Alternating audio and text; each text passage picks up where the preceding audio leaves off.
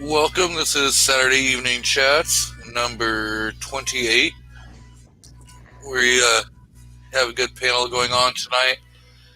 So, just throwing it out there, this is going to be a topic that some people may not want to listen in on because we're going to talk about the fact that September is National Suicide Awareness Month, and so we're going to talk a little bit about some of the warning signs and some steps to help people that we may come across in our daily lives who might be at risk. So let's start the panel off by introducing Two Gun Kitty. I'm not sure if he's back from emptying his car. Nope. So we're going to go with Mr. Nighthawk Medic. Hey, thanks for having me, man. It's good to be here. You're welcome. Thanks for joining. And next up, we have channel co-host and Mr. DM Foss. Welcome. Hello, good afternoon, and for those in the Eastern Metric Time, good evening. Mr. Rob D, the New York Outcast. What's going on? Oh, not too much. Almost witnessed a stabbing across the street earlier, but hello, everybody. And, for the people that really count the East Coast, and, thanks for joining us in this evening. What did they do to you, New York, that you almost stabbed him for? Oh, it wasn't me. It was a show for me. So, people die, and then neighbors and family members tend to like to fight it out over who gets what out of people's stuff. So it's a pretty sad deal. That's horrible. Yeah, that's the worst thing I've heard all day. Congratulations, sir. So, Mr. Nighthawk was first in the chat, followed by Kingpin. Foss is out there. And we have the Florida Fisherman out there going solo yacker. Also, the Armed Fisherman, his second channel. Welcome, buddy. If you want a link, just say something. I'll get you in here on the panel. So yes, we are going to talk a little bit about September being suicide awareness and prevention. So it is something that is close to my heart because I've had a couple friends who have committed suicide. And so we can all learn and kind of reflect and maybe see if there's something different we can gather from all this. So we can go with like the top 12 signs, the kind of lead you to assume that somebody may be suicidal. And yes, we have Kingpin pointing out Justin's final mission. If you guys haven't seen the 22 at 22 for 22 challenge that are going on, there's some videos going on to help bring awareness for Justin's final mission, which is a great program, building little cabins for homeless vets. So we'll get to the signs, and if there's other signs that the panelists can think of, we can throw those out too. So number one sign, feeling like a burden. So when somebody says, hey, I just feel like I'm just a burden to people, or, they may not say those exact words, but they're coming across. Being isolated. They, normally they're an outgoing person and they start kind of, not doing as many things that they normally do, and kind of disappearing from situations. Those are signs that, hey, something may not be right. Let's talk to this person. Increased anxiety. So, feeling trapped or in an unbearable pain. Increased substance use. So maybe the person doesn't drink except on rare occasions, but then they start drinking every week. Stuff like that, Looking for ways to access lethal means. So somebody who is completely anti-2A, and then they start, talking, about getting guns and stuff. Yeah, we want to see new gun owners, but we want to see new gun owners for the correct reasons. So, increased anger or rage. So they seem to be more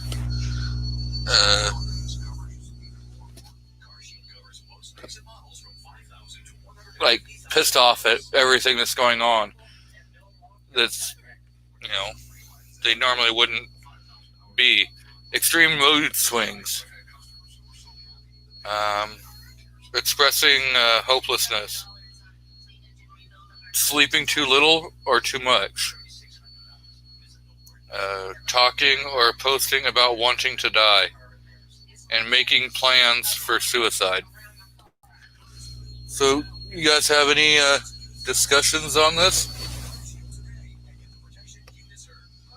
Oh, it's a little difficult to hear sometimes, but I think I heard most of what you're saying. So I would just add, it's a tragedy that so many people decide to do that. I would say I've lost a couple friends, and to be honest, I had no idea. So I don't, sometimes I think people get hung up on, I wish I could have said something, did something, or whatever, but it's when people make a decision, it's not necessarily within your control anymore. Obviously, it's great to try to get them to think otherwise, but just don't blame yourself if you didn't see it coming. As an old medic, as a combat medic, suicide in the military is something that we are responsible for paying a lot of attention to. Well, every NCO, every officer, every battle buddy is really put in this role, but you have to know a person very well and really study their lives to understand when they have had a change from center. And really, this speaks to how well do you know the people around you? Could you see a rapid shift in their mental condition? Could you understand these warning signs? And would you be prepared to address them when they came up? And a lot of times we're embarrassed to say, hey, you're drinking a lot, or you seem extra moody, or you're not yourself these days, because, we all have our own stuff, right? We all have our own problems, and it feels like we're taking on somebody else's problems. But sometimes that may actually save a life.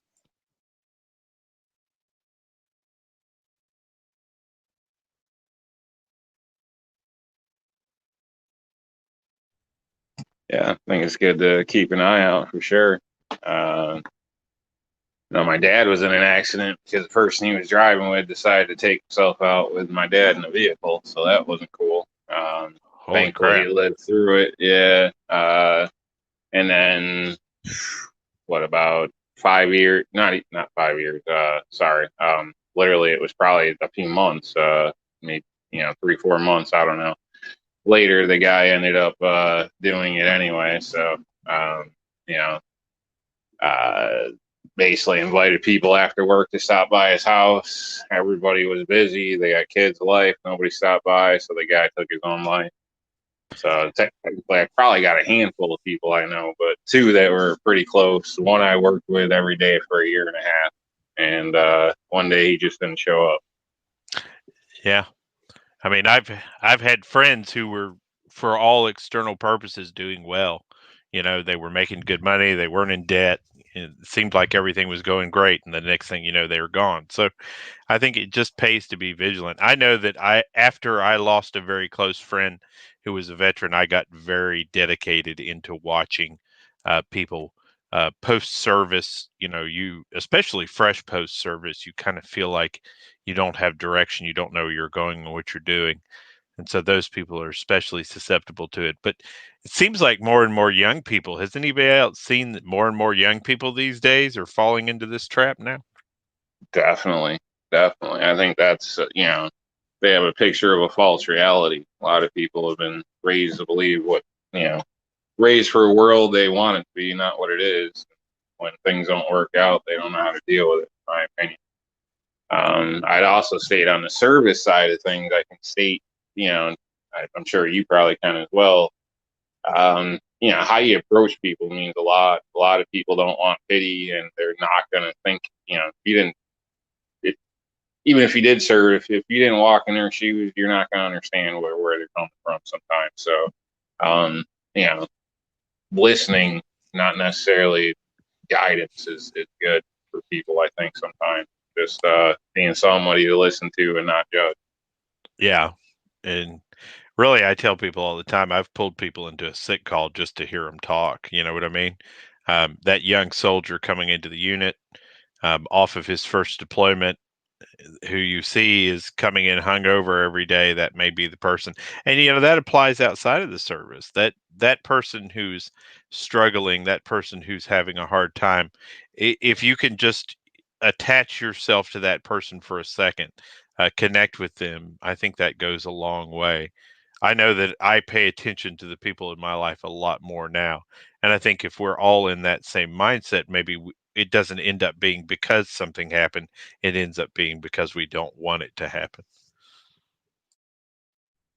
And I'd add, sometimes just taking that extra step to say hello or ask how somebody's doing. We're all busy and tied up, but sometimes just those little things can really change somebody's day. So, it's definitely good to stay, try to keep things positive, or, be that pleasant surprise for somebody once in a while.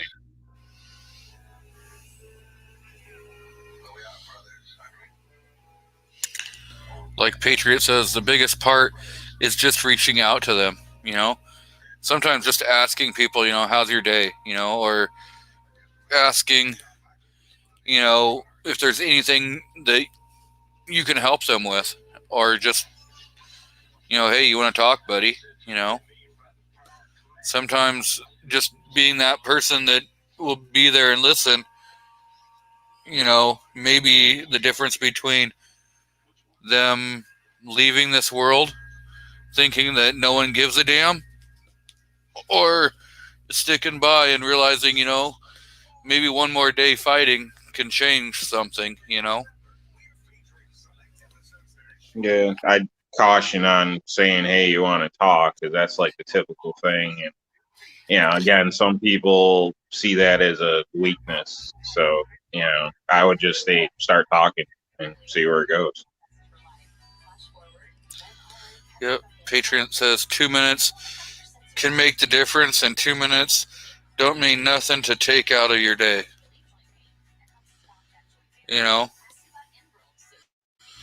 So I had a buddy who a year ago in June took his life. He had some medical issues going on, and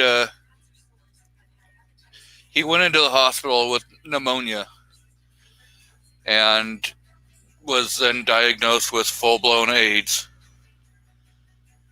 And so they ended up tubing him and everything, trying to help with his breathing. And him and I were talking all the time, and we had made plans that, I was going to go up and visit and everything. And then another one of my friends was like, hey, did he change his number or something? Is his phone just not working? Because, he doesn't seem to be responding to anything. And so come to find out that he took his life in the hospital, Now, was he given some news that may not have been good? We'll never know, because he didn't reach out, and it just, there's always those unanswered questions that get left behind, and so yeah, you say, you're not always knowing what's going on in their head, and you could be the one talking to them. You can, be trying to help them with anything, and they could still end up committing suicide. And it's not that we can prevent every single one, but if we could just be there to help, to prevent one, it would be extraordinary, Is your wife Yeah. all right? And she's just sneezing. I think she's allergic to me. Again, this seems to be a pretty relevant topic. I think a lot of people probably know somebody or this or that, but again, I see a lot of people kind of get held down, even myself almost a little bit, on trying to put blame in the wrong places. So just, don't let it destroy you, if you couldn't stop something. You know what I mean? Like I said, some things are out of our control. Do what you can, but, an example is there was a kid I came across years ago that showed up at this house. There was a party going on. Kid was talking to some other kid. It was some gay love affair thing. The guy showed up, found out the other guy had a wife, freaked out, took off. He stole his parents' car, a bunch of money to make it here. Ended up freaking out, running, tried to stop him, and he ended up jumping off the bridge pretty much right in front of me, and his head swelled up like a basketball, and he died pretty much on the spot. But it was just like a instant, thought he had no way out type deal. And, I didn't know the kid, but I knew it wasn't good. So I was trying to kind of, catch him. But, he was fast.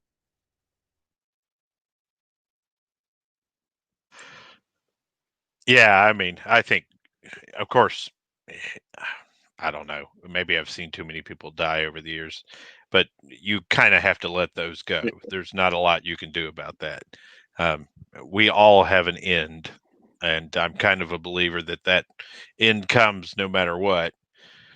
But ultimately, I think there's a lot we can do, and I think everybody here has valid points, and that is, spend more time paying attention to the people in your life, invest time in them, and then the situations that you can't control, you can't control. That's just how it is. People who are determined rarely give off any clues that they are going to do it. They just do it, and there was rarely any chance you have of intervening on that. I know that when I have friends and family that have a significant life event, I attach myself to them. And until they're done with me, right? But that, I think, has always made a difference. And you have friends or family that may have mental health issues that could make them more prone. And let's be honest for a minute. If you have no other reason to make sure somebody doesn't put a bullet through their head, and this is a little ugly, the truth of the matter is most of the stats that we worry about on a daily basis are associated with suicide. It was something like 60 some odd % of gun deaths in the United States are suicide. And so if you know somebody with firearms who's having a rough time, you have a vested interest in protecting their life, and also our Second Amendment to, making sure they're cool, making sure everything's going all right with them.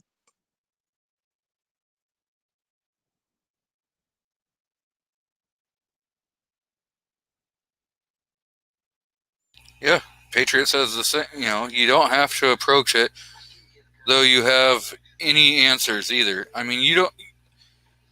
None of us knows exactly what's going on in everybody else's lives. And we don't walk their in their shoes every day. So we can be the good ear to listen to. We can just listen.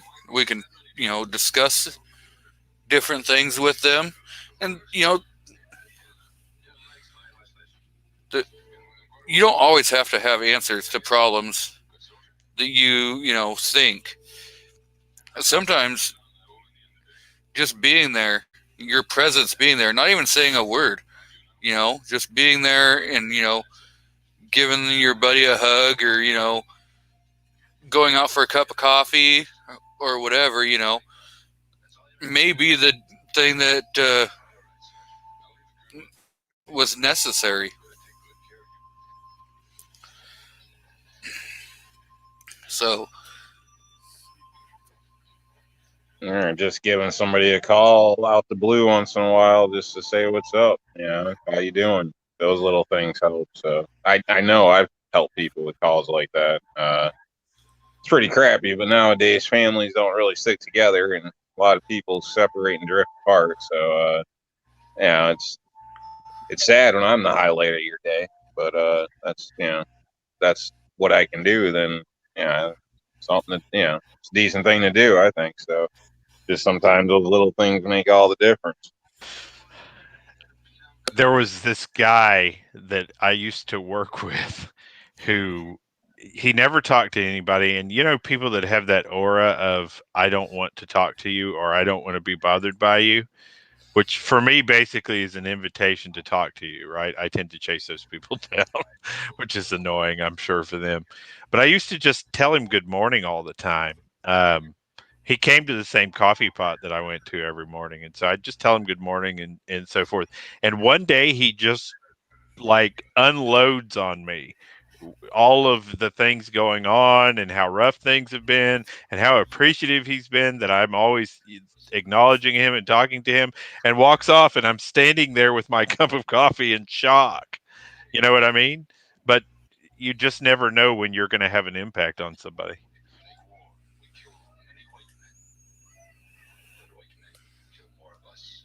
It's true, and a lot of us prejudge people, whether we want to admit it or not. But sometimes, like in those conversations, you can be quite shocked and realize, you could have been more open-minded. So everybody should step out of their box once in a while.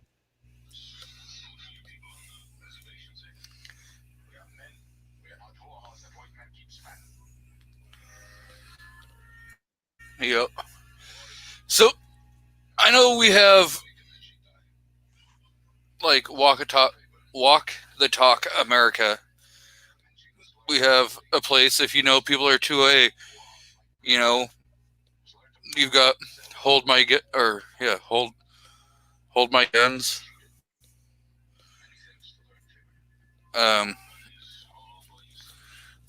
Sometimes just giving somebody information, because you may not be the person they want to talk to. Sometimes people would rather talk with people they don't know. I'm willing to bet money most veterans don't want to talk to anybody on a phone at an organization. Now, I could be wrong, but the people I know, they don't want to talk to nobody like that. They'll talk to some Joe Blow's wife that's just waiting in line somewhere, but they don't want to talk to anybody there that could be an issue. So, and I think that scares a lot of people away from things as well. So, you might be the only source they feel comfortable with because they don't really know you and you don't work for somebody. So, I just keep that in mind. Well, and I'd also say, though, I would encourage people to be cautious with certain types of people. So we've seen some fairly stand-up / standout people in our community end up in a bad situation because they were involving themselves in things that they did not fully understand. And so really kind of helping these people get to the right people is more important, or is one of the most important things you can do. Not dumping them and saying, here, you need to go talk to a head shrinker, but rather, getting involved and then eventually evolving that into getting them to somebody. You know what I mean? And Patriot in the Dark has a good point there. That is a pretty cool hotline.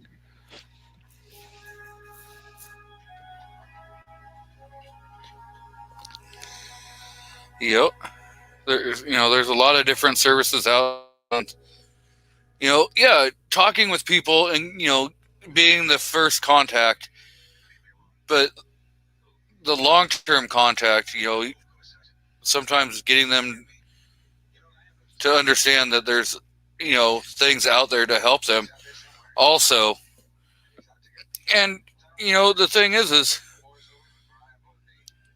there's always that stigma, about, okay, well, if I reach out for help, I'm going to lose my rights.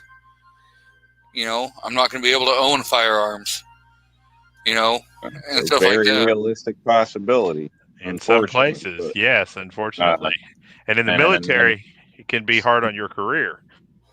Yep. And red flags as well. So if you're telling somebody, and they get concerned. So, I mean, there's different levels of issues. You know what I mean?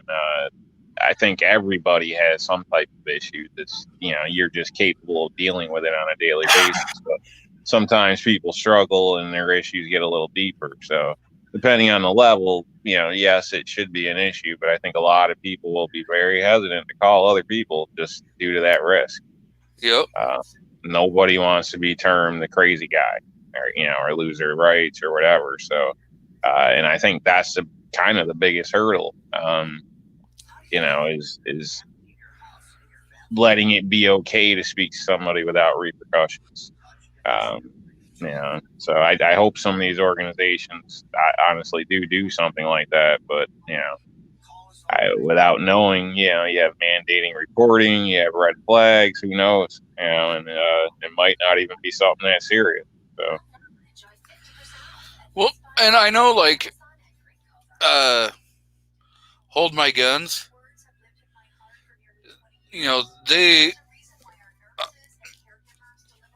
there's been one person that I've talked with on YouTube who's actually used that service because he was having a tough time because it was coming up on the anniversary of a Battle Buddy's death. And so he was having a hard time, and he reached out and had them hold his guns. He got him back and everything.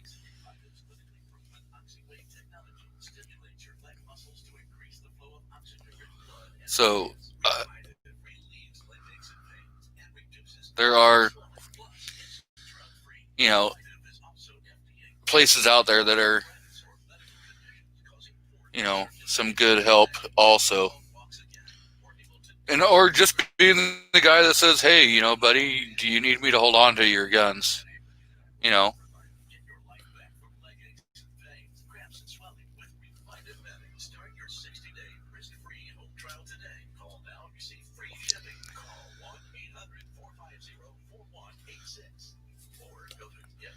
So, do we have anything else we want to discuss on this?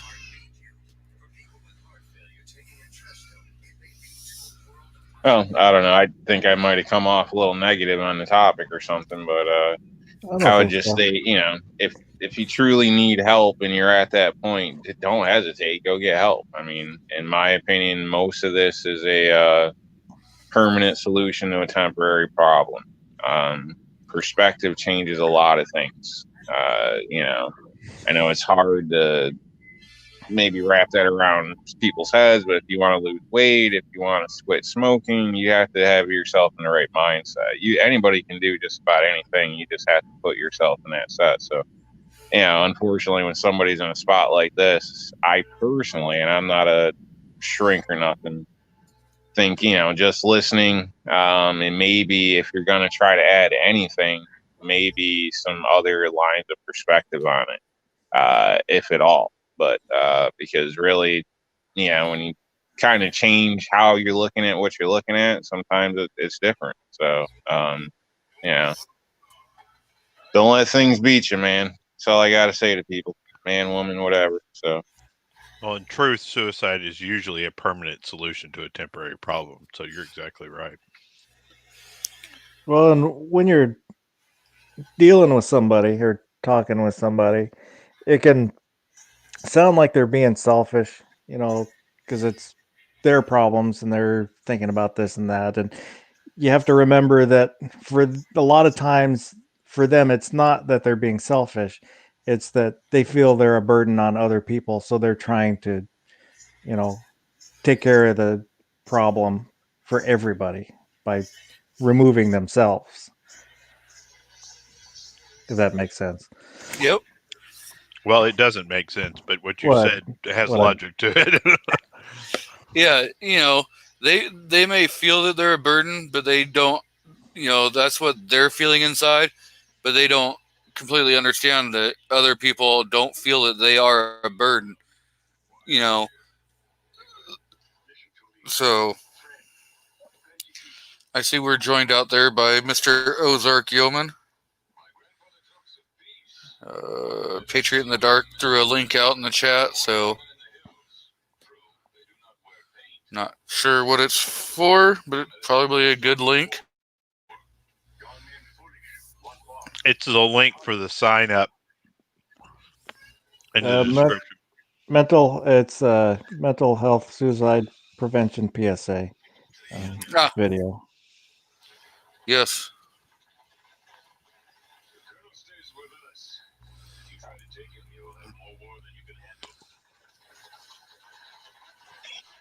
I've seen that, Buck. I've got a problem. I can't afford the state of Tennessee. So, you guys can pull together, buy the state for me. I'd be happy. Wait, I'm so confused. What? Oh, okay. I'll be your landlord. Don't worry.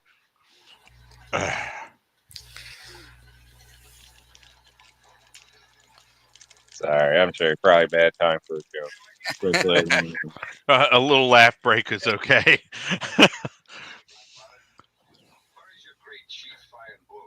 Like I said, New York, we'd love to have you here. Yeah, well, when it comes to this suicide, I got to try to force myself to stay positive. Like I said, I've lost a few people, and it's a subject that I could go a lot further in, but wouldn't online. Just the fact that I guess the ripple effect that's caused in some people's lives as well. So yep, everybody has value. Everybody means something to somebody. So even if you think you don't, more than likely there's somebody. There's some cute girl at the store that's had her eye on you. Something. That kid that you're always nice to down the street. Somebody. So don't give up on yourself.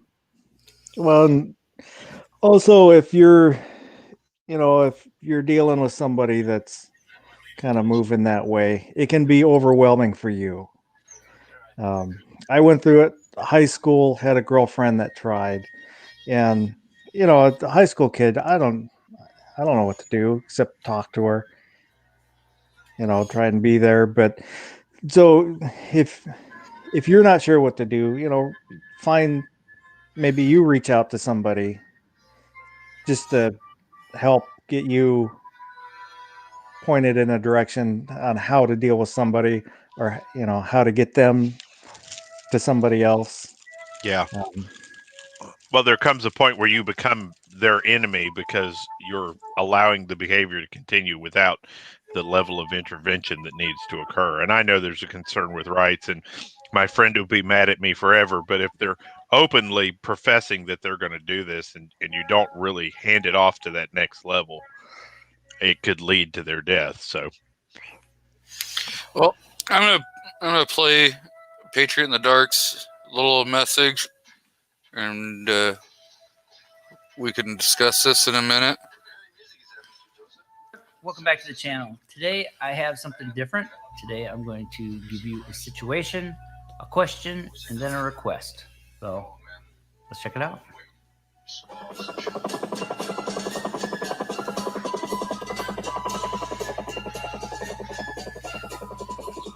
All right, with this video, I'm going to try to get through it. It's been about a month that I've been working on this, and it's been a pain in the neck. Before I start, I will describe what's on screen.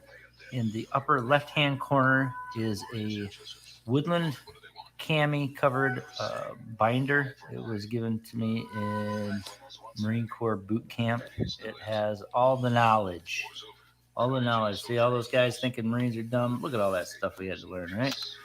And it's held closed with a boot band to blouse your trousers. Anyways, right-hand side is the Alice pack. I have a Patriot in the Dark logo patch, and below that I have my original U.S. Marine Corps name tape from the early 90s, and below that is a Army name tape. That's more of a recent one from a friend. And I also have dog tags from several friends of mine. Now, the video that I'm going to do a situation. I'm going to tell you about the situation. From there, I'll go into a question and then kind of a call to action or whatever. So let's see if I can get through this. All right, the situation. I've recorded this many times. Don't know how much detail I should put into this, but I'm going to go at it this last time. Several years ago, in 2007, I started losing my vision. I had multiple surgeries, and that same year is the year my daughter was born. And so as of that time, my priorities changed. She became, obviously the center of everything I did, like all fathers, right? So we went to a family function. There was a lot of people I didn't know, and obviously, old acquaintances and stuff like that. It was getting late in the evening, so I had to run out to the vehicle to grab my daughter's jacket. I run out there, I get the stuff. As I'm coming back towards, where everybody's at, I hear somebody call to me, hey, come on over, let's talk a minute or something. Anyways, I knew who it was. It was somebody I hadn't talked to in several years. Anyway, so I'm being the dad. I had other priorities. I wanted to run back and get my daughter set up. So I was like, yeah, I'll be back. And I remember him saying, it's not gonna make a difference. Come over here for a few minutes. It's just some little, no big deal, right? So. Of course, I do blow it off. I go back and I get my daughter all set up. She gets her jacket and everything's good. And we continue with, with everything else that's going on, right? So I do make it back. It was about a month and a half later, and it was, to his funeral. He had committed suicide, right? And ever since I've been haunted by those words that he said. It's not going to make a difference. It's just a few minutes. Come over and talk to me, right? I like to include that hashtag kind of on some of my social media stuff. I like to do a lot of stuff with veterans, obviously with suicide prevention, but I use the hashtag Be the Difference. It's more than just make a difference or some other little quick saying. Be the difference. It means you can change an outcome, or you can at least try. You can be in a situation and have it change. So that's the basic situation. He left kids. And it's obviously it's pushed me towards a lot of the different groups that I partake in with suicide prevention with veterans. Now that obviously suicide doesn't just affect veterans; it affects everybody. It doesn't care how old you are. It could be a neighbor. It could be there's a lot of people that go through things on a daily basis, and I think it's the end or whatever. There's no help. There's no no reason to continue because it just, everything's horrible. Or, there's a lot of things to get you into those spots. And a lot of us have been through those things, those dark spots. So that is the situation. And now we'll get into the question. So I'm going to play just a tiny bit more just to hear the question. And then if you guys want to switch over and watch the rest of the video over on his page, the link is in the channel or in the chat. So go ahead and we'll get to that. So let's hear what the question is. When you hear stories like that people have went through situations where,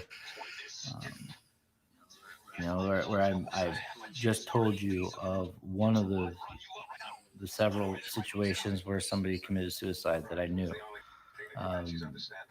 My question to you is, did somebody in your life, in your past or your present, flash in your mind? Somebody that you haven't talked to for a while, or obviously there's people that we know that we can't talk to anymore. But if there's somebody that came into your thoughts, I don't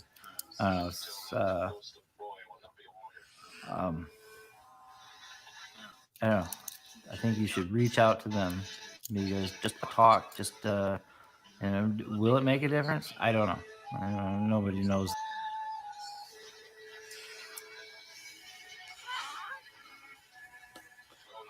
So that's a good question. When he was describing the situation, did somebody, go and pop in your head? Is there somebody that you can reach out to, that you may have questions? So I see M. Gabriel jumped in. So Patriot is a great guy, so I would advise, jumping over to his channel and liking that video, commenting, and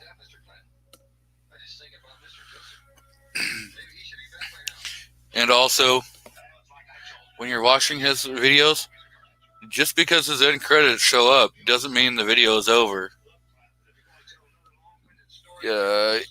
When he was doing his leather care videos, people didn't pay attention, and he had a secret giveaway, and only 3 people entered. So, anyone got comments on the video? It's good. I see we're joined out by Affordable Armory. Welcome. Ooh, what happened to New York Outcast? Did my cat just kick him?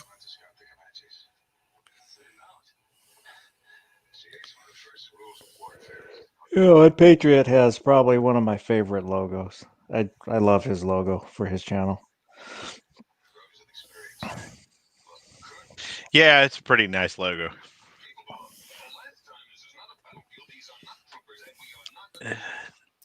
So the 402 Outdoorsman's out there.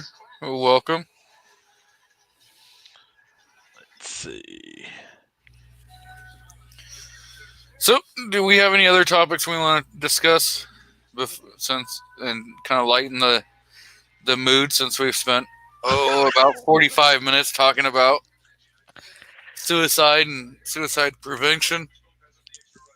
Well, it's a heavy topic, but it's important to cover. Yeah, and I think one of the problems in our nation right now is we don't actually talk about the things that we should be talking about, and they tend to turn into bigger issues because of that. Exactly. I mean, we can discuss this topic even longer. It does not bother me. This is something that actually really really needs to be discussed and made so it's not a stigma. So people, don't want to hide this. Yeah, it's not, the greatest topic, and if you get out there and you're promoting, hey, this is what we're going to be talking about, you'll get a lot that is just going to tune out. They're because they don't want to hear it. Either they have those emotions already inside themselves that hey, I know it's a topic that just hits too close to home.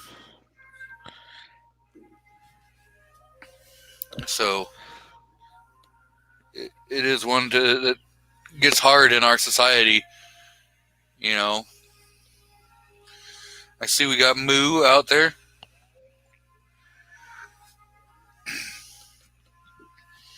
So I know Medic said that he could discuss on this topic a lot. So let's hear a little bit of what he wants to talk more about. So a lot of my time in the service and talking about suicide prevention and things of that nature really revolved around helping people balance their lives. So prevention of suicide is more effective if we don't end up at the point in our lives where we go over that waterfall, right?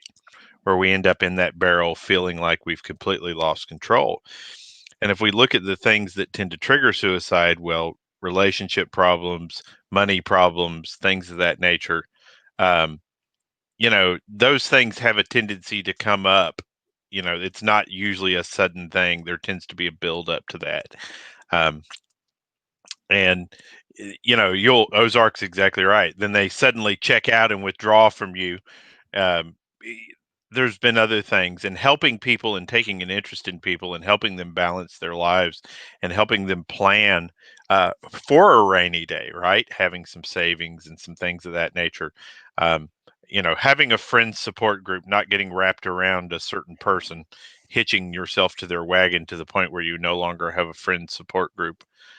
Those are the things that really work towards suicide prevention, right? That's helping the person have compensation mechanisms and helping the person be able to weather storms as they approach and not get into that state of being helpless as quickly. So there's a lot of proactive stuff you can do to help people as opposed to waiting until things go south.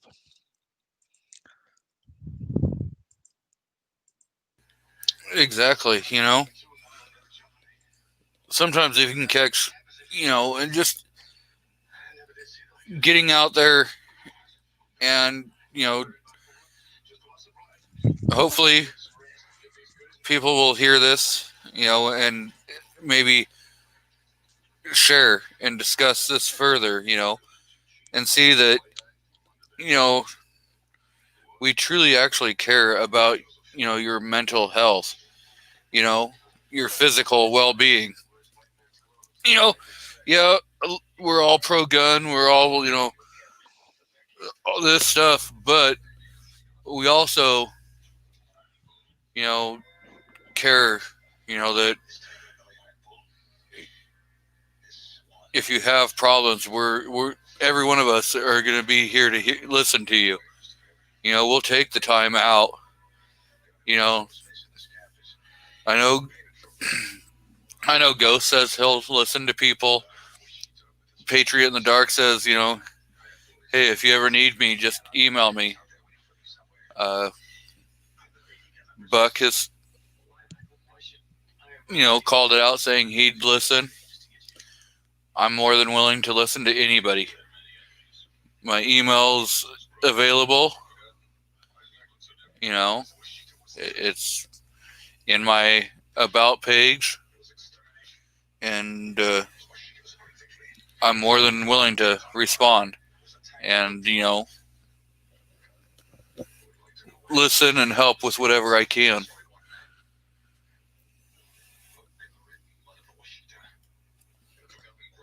I think that pretty well goes for all of us at whatever capacity we can help. I'm going to tell you that I'm a big advocate for getting people to professionals and getting people in with professionals and encouraging them to take action that will help with long-term resolution.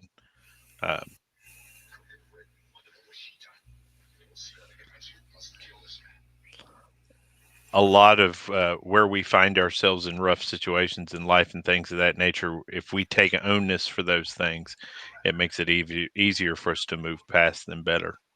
I know it's not that easy in the moment, but definitely, seeking that support proactively early on, knowing that the people that are there to receive you are not there to embarrass you, are rather there to help you deal with that scenario.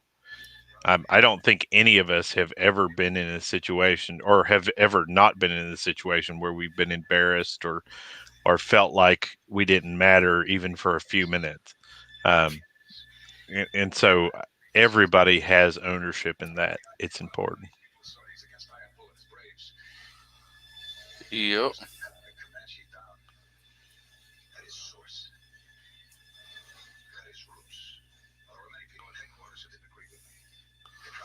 Rob sent me something.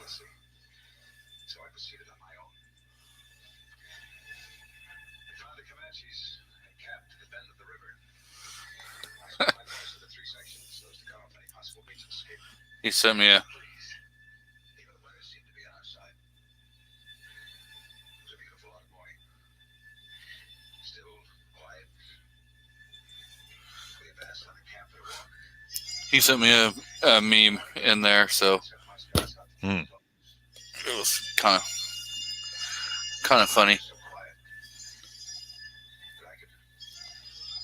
So, yeah, there's just a lot of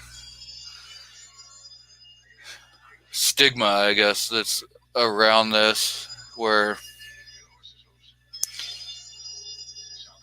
I know on Facebook I had posted some stuff about it, and one of my posts that I did was removed by Facebook because they're like, it violates our community standards. How does making suicide, awareness violate your community standards? Well, it's Facebook. They're crazy.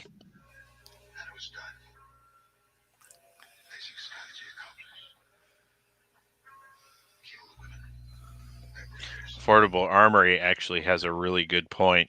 Some people are the resiliency trainings and things of that nature do make some people uncomfortable. I understand that, Affordable. The spirit of those things, however, is on a large scale very effective. It's individual accountability for our lives puts us in a pathway where we can better weather storms when they come at us.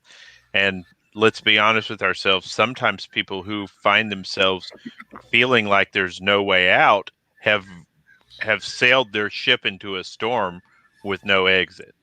And so that was the point of those resiliency programs. Some of them were not always that effective, I would agree, but definitively having control and ownership for your life makes you a lot less prone to feelings of helplessness.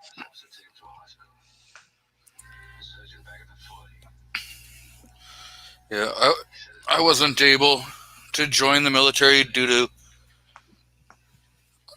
crap I did as a kid. So they tended to say I was too violent to join.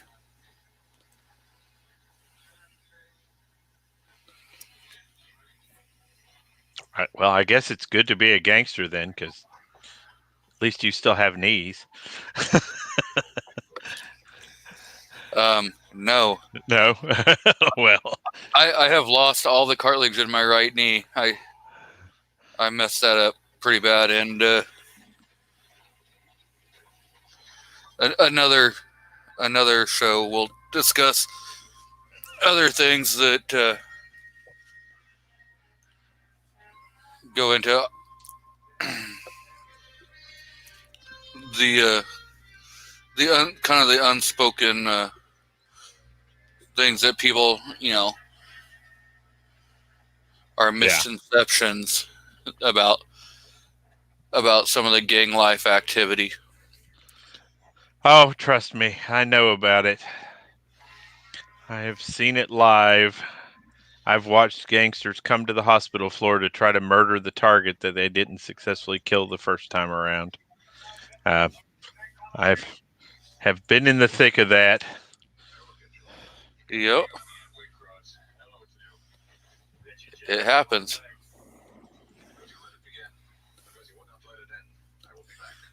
Some of the doctors and nurses get caught in the crossfire. Yep. There was a hospital in Georgia where it used to be you got a bulletproof vest to work in their ER because every so often the gangbangers would come by and pop people trying to get at their last target to keep them from testifying. Yep,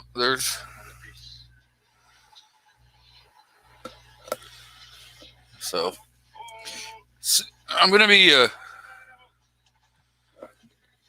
trying to start a series of videos that's going to kind of go with restoration of rights, so that, and how people can go about getting their rights restored in different states. What is prohibited from being, getting your rights back at a state level and federal level, and trying to help with that kind of stuff. Mm-hmm.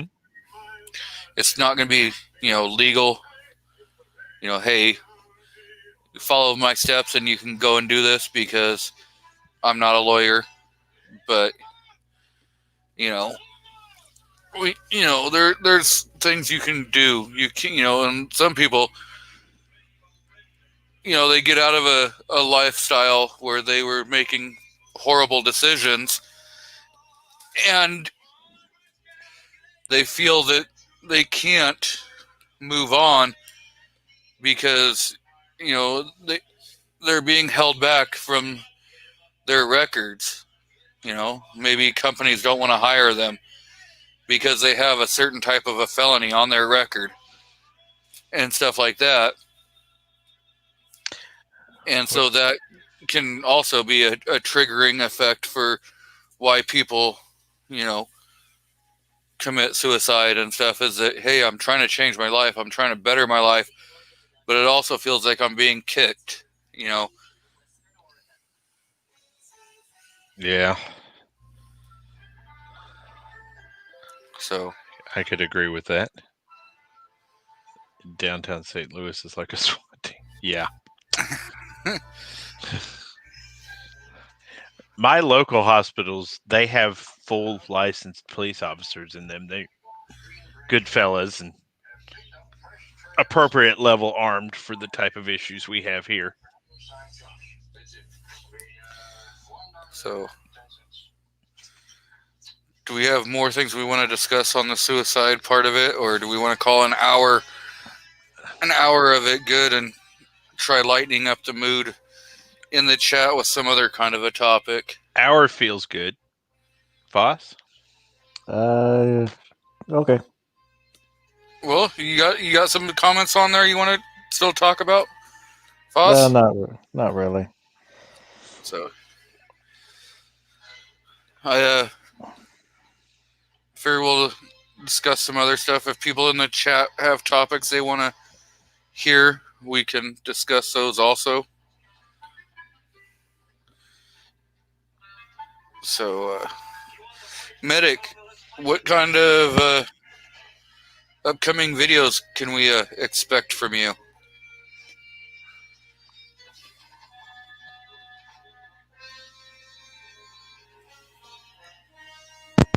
Dude, I'm sorry. My cat jumped off of my lap and tore the headset off my head. What'd you say? All I saw was a flash of white paws, and then my headset goes flying across the room. And I was like, well, he's going to think I'm ignoring him. No, we kind of heard the, it sounded like something. Your mic hitting something. So, what kind of upcoming videos or anything that, I'm processing a video right now for a weapon that I just reviewed. And I'm driving down Martin Luther King. It's, it's a pretty good weapon. It had an issue, which I delineate on in my video. Seems like I'm coming up with a lot of the newer polymer striker fires. They're trying to put them out as weapons that don't need a break-in period, and truthfully, I think you still need to break them in. I'm not going to carry any firearm personally that I have not put 300 to 500 rounds through. Yeah, that's me too. I don't care what it is. Even my Glocks or, the wife's SIG, when we got the SIG, we took it out. We put 200 rounds through it the very first day. Yep. And I've probably put, I don't know, 3,000 rounds through the Glock just this year before the fires hit. I was going to say 3,000 rounds nowadays. What's that? Retirement? Yeah, exactly. But, the thing is I'm still finding 40 ammo for like $13 a box. Dude, we know the ammo fairy lives next to you. I'm finding 9 mil for, $10 to $12 a box. I can get it if I get in line fast enough. Like tomorrow morning, I'm going to be waiting in line at Academy at 8 o'clock because they open at 9. I'm actually going to bring a lawn chair with me and breakfast. I just show up whenever I want. I don't wait in a line for a store to open. There needs to be a third-party perspective on this. Foss, do you have to wait for ammo? I don't. There's nowhere to get ammo. I mean, I can get it if I buy it from the range, but yeah, they have it basically as a courtesy, so it's always been more expensive. Right. But I know I can get it if I want to. I just don't want to. But I can't get out during the week, during the day, so I can't Right. jump the stock boys as they're restocking the shelves. So, like one of the stores that's close by me, they so they'll put ammo out on Thursdays. That's when they receive it, like Wednesday night, Thursday morning. They don't actually start putting it on the shelf until around noon or later.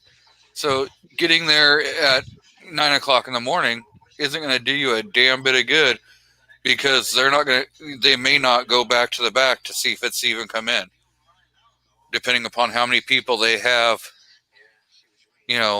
working at the time. Yeah. Patriot in the Dark, do not get me started on the GRPC. I am so mad having watched that thing that I literally want to choke somebody out. I'm so mad about that. I missed it. Dude, they sat there and explained their process for suing for gun rights. And it was the most infuriating thing I've ever heard in my life because it furthers evidence that those large scale organizations are just wasting the money we send to them. It was absolutely the most. He detailed out how they sued 3 different times for one thing. So first they sued to get the gun ranges open, but they forgot to specify both indoor and outdoor ranges. And so they had to go back and sue to get indoor ranges open because they had only gotten outdoor ranges open when they sued the first time. And it went on where they talked about 3 and 4 place cases where if this had been my lawyer and he hadn't done a complete case workup before suing, I would have been mad as hell. And they're getting paid billable hours for that. What a ripoff, man.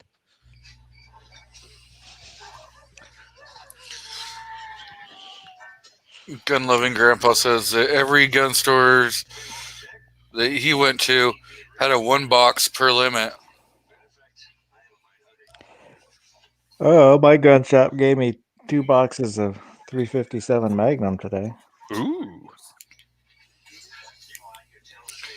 So Free with the purchase of a gun.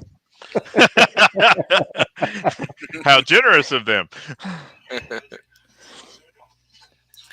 yeah, one of the stores that I go to has a 2 box limit, 2 boxes per person. So if I go to that store, I take the wife with me so I can at least get 4 boxes of ammo. Oh, is that the reason you take me? Well, that's not going to happen anymore.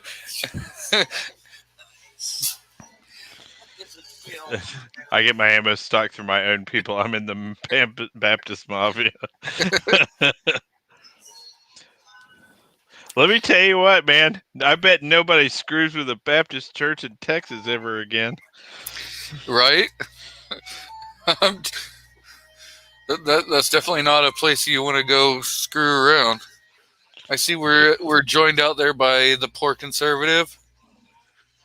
So if you're not subscribed to him, I'd say watch some of his stuff. He has some really good food videos and some other really good videos out there.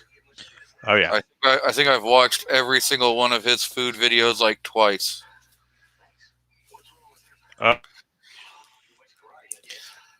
So Patriot in the Dark is asking what color shirt that I wanted. I actually attached a image, which is kind of funny that I'm saying this to a blind guy. I attached the image of the shirt because it didn't actually say what color it was. So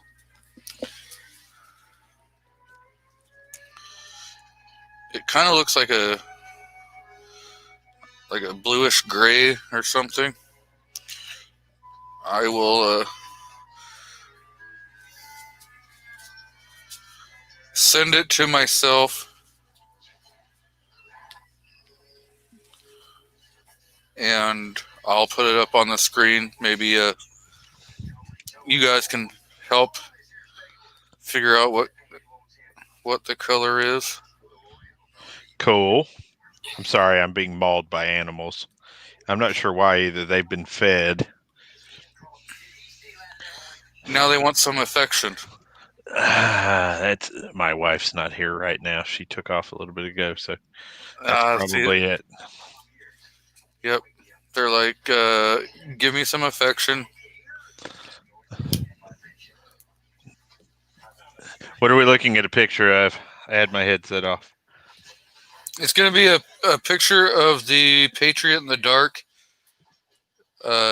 shirt that I chose as the one of the winners of his contest, since only three people entered, which was myself. Boob Sweat leads to pearl necklaces. And oh my God, dude! Did you just say that? That's the guy's channel name. That is No way! Yep. Yes. Yeah. Yeah. No freaking way! How is this channel not banned? that is his channel name. Honestly, there is no.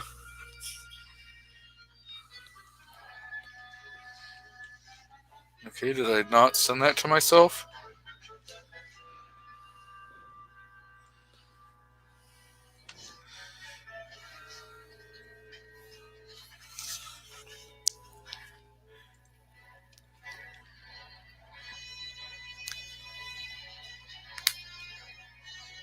Okay, first of all, do not Google the term boob sweat. Or YouTube search the term boob sweat. I thought I would shortcut it. Is it like hyphenated? Now I'm curious. No, it's like the whole thing. Boob sweat leads to pearl necklaces. Oh my gosh. Yeah, you know what? Congratulations on getting away with it. He's probably the only person that. So this is the shirt, and it does not actually say what color it is. That is Error 404 Battleship Gray. I was gonna. No, that's not Battleship Gray. Yeah, I know. What is that? It's a A blue? blue, not quite, It's like a not lavender. bluish gray. I don't do well with colors that are vague. They're all gray to you. No, I only have trouble with some colors. Greens, typically. So, you know what? Just a sec. I can make this maybe a little easier for us all.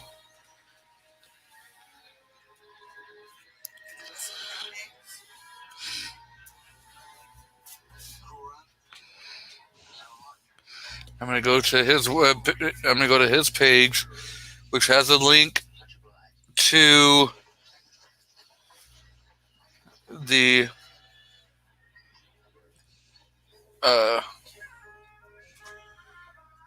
shirt. Yeah, I watched half of his video and then got sidetracked by something and never got back to finishing the video. And got robbed. Hang on, I'll be right back.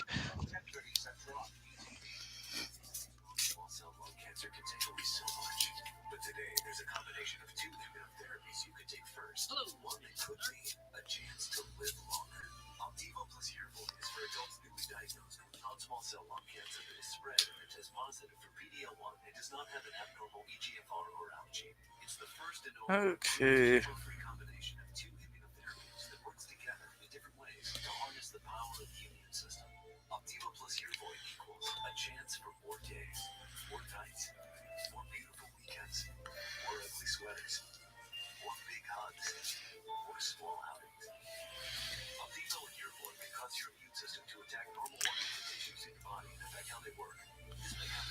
So this is his spread shirt. If you go looking at it, this is the G2 logo. This is his newer logo, which has the PITD over your what would be the left pectoral muscle, with underneath of it says hashtag never fear the dark. And that is the shirt. But see, there's no, it does not say what color it is. It's like one after the blue.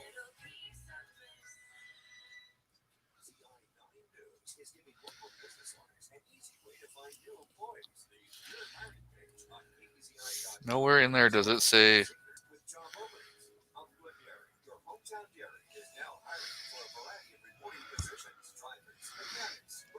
Does it say Heather Gray and Heather Ice Blue? Or oh, that's just talking about what they're made of.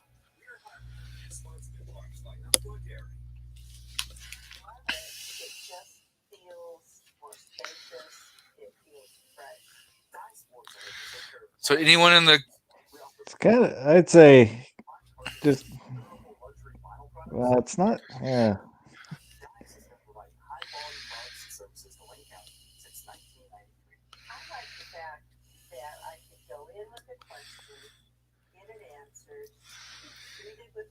Okay, so if you open up the Patriot in the Dark G2 logo and hashtag, you have 8 across the top, and then so it would be like number 16 in the color, one after your the dark blue. So it's the next one after that, which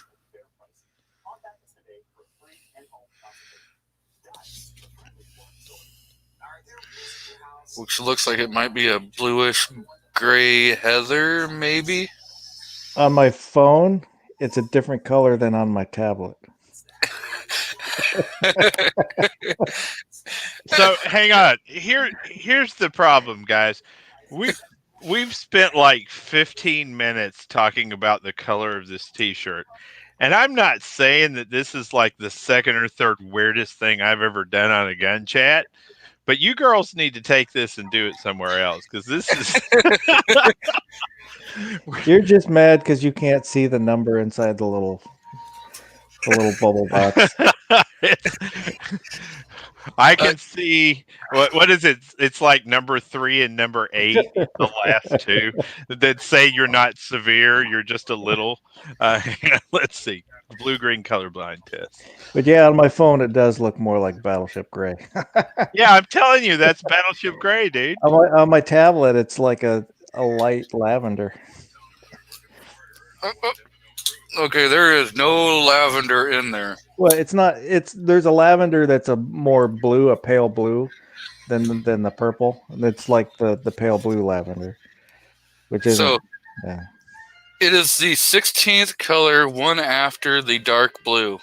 Hopefully that helps. I see we are joined out there by K24. Welcome. And we have a butt sweat is lubrication. So there we go. Okay, you ready? Can I email you something? Yeah, sure. Okay, I'm going to prove to these people that everybody in the world is practically a little colorblind. Hang on. Because these are the two I cannot see at all. And I think that most people probably can't see these.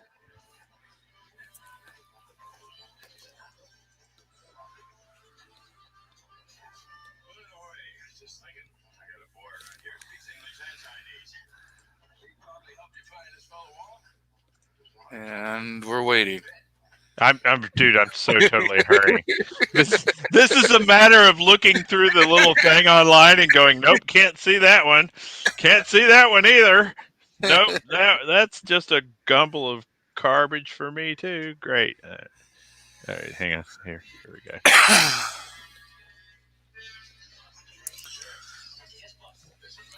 All right, sending it now.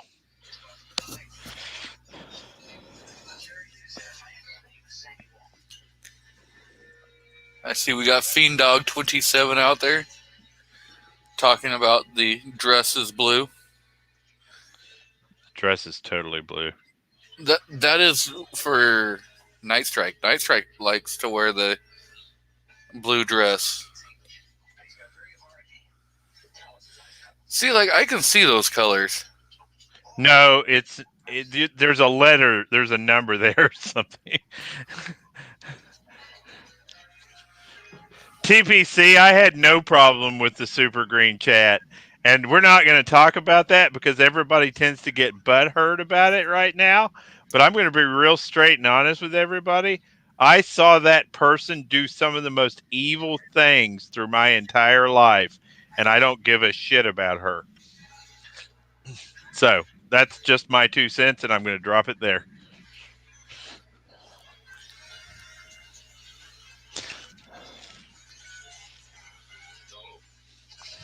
The pen is blue.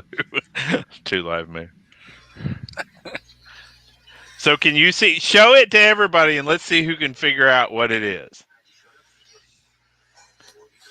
I gotta wait for it to show up to my other email address. I got you.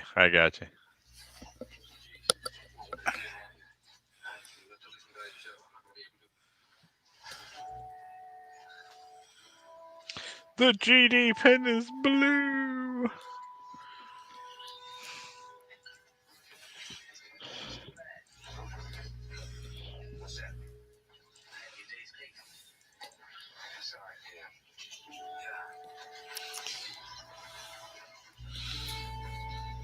So you got that one?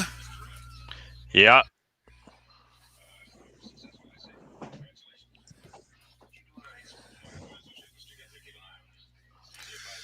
Let's see what everyone says out in the chat.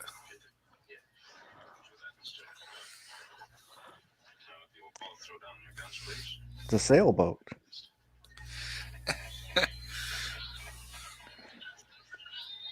See, it's nothing to me.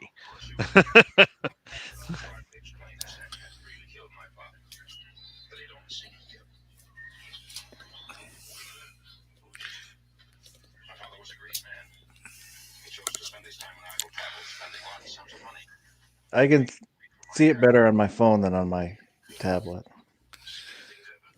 because there's more color definition. There's definition between the colors of my phone. Does it help if I zoom in? No. Well, like I said, this is practically what it looks like when they hand it to you. I can't see shit on that.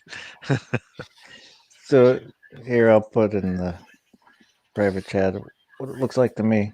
Do See- you know what it is, or? No, I don't. I specifically went through the book and pulled things that I couldn't see. That's all I did, is pulled things that I couldn't see. Oh, is it? Okay.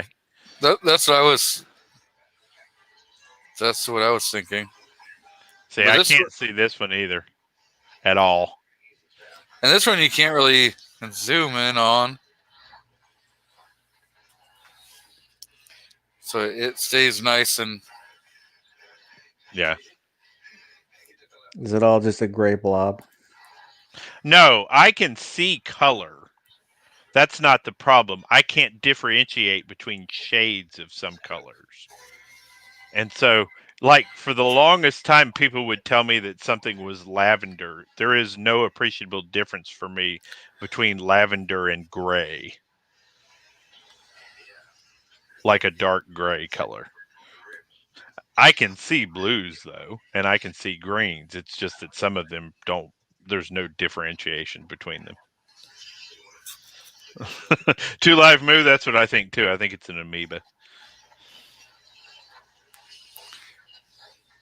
So Patriot in the dark can see it better than you? Yeah. Smart ass. Fin Dog has the best answer ever. Does everybody know that reference? oh. I don't know, GE23. This may predate your television watching years. Probably. That's Ghostbusters. That's the original Ghostbusters when he's doing the. I was alive when that movie Okay. came out. Thank you. I was born in 80. Oh, good Lord. Yep.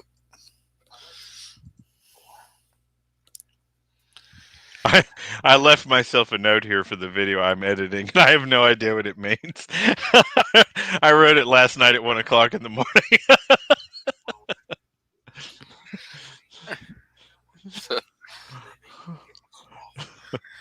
I hate it when you do that. It probably made perfect sense last night.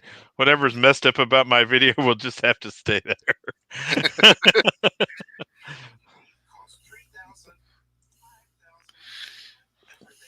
I'll tell you what the effects are. They're pissing me off. Yes, that was a great movie. Oh, One of my favorite memes is the picture of all four of them, in college, pictures of their college pictures. And it says in 1984, these men saved New York City. Do you know who they were? Or 86 or something like that. I don't remember. What year did Ghostbusters come out? I think it was 86. I don't know. YouTube it or not. I'm doing it. Google it. 84. It was 84. Uh. Oh, there's another Ghostbusters coming out. Is anybody heard Like anything? part 3? It's called Afterlife. Yeah, I heard some coworkers talking about it. They're millennials. Are they? I don't know. Is that different than the one that came out last year? A couple of years ago with the all the women crew. Yeah. No, That- no. There was one that There came was out another one. end of last year, beginning of this year. I Oh, never see, even I don't watched know. that movie. It was about the kid. This is Yeah. Afterlife. This is the one about the kid. Oh, I there is didn't- going to be a Ghostbusters 3. Did they not do Ghostbusters 3? Because the one where they go looking for their Egon's kids or grandkids, that one already came Yeah. out. Oh, did it really? Yeah. Dude, I guess I need to watch a movie every so often. Okay, I haven't been to the movies or really watched movies probably since, I don't know, 2003? Woman, when was the last time we went to the movies? Early 2000s. Paul Rudd was in that. That'd be fun. So yeah, it was sometime in the early 2000s. My wife and I have a drive-in theater pretty close here, and we typically will go see 3 movies all at once. They See, do like- like a triple feature. Like where we're from, the drive-in movie theater closed, and so that closed a long time ago. I Yeah. love it. I love Oh. I love drive-in theaters. They delayed the release, so they didn't Okay. release it. Gotcha. So it's supposed to be March of next year now. Mhm. Yeah, I think drive-in movie theaters are a part of our culture that should have never gone away. They're pretty A cool. lot of kids were conceived in the back seat of a drive-in movie theater. Yeah, I never really fooled around in one. I'm just. Oh crap! The Gunstop showed up. Welcome, Gunstop. Yeah, last time I went to the drive-in was high school, and you could see people in the other cars having trouble keeping their cigarettes lit. They had to keep Oh God! Stop! lighting it. Oh man! Darn those self-putting out cigarettes. Yep. Oh wow! What a reference. Okay. Yeah, there's some truth there, though.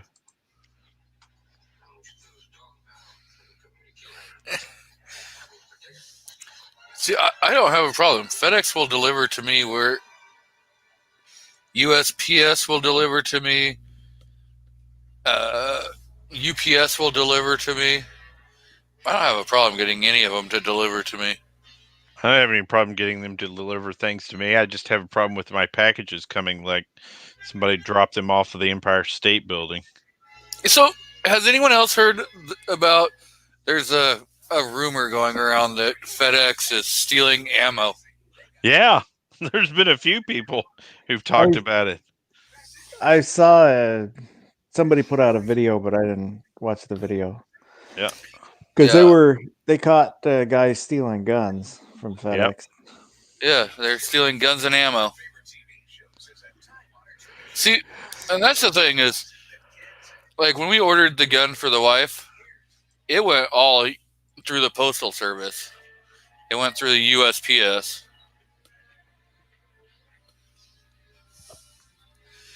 Yeah, FedEx does hate snob. 99.9% of all people, I think, hate snob. Dude, that's pretty haterade of you. Okay. I think you're just projecting. Yeah, that's what it feels like from here. No. See, every time I say stuff like that, I get like 1 penny from his wife.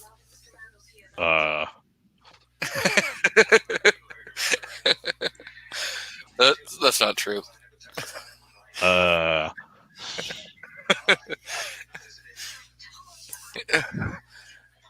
It's just fun to pick on him.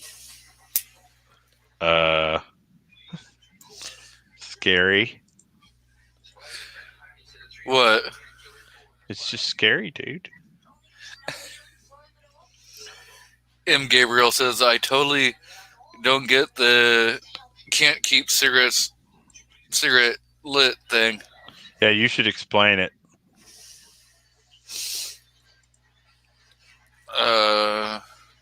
It's easy.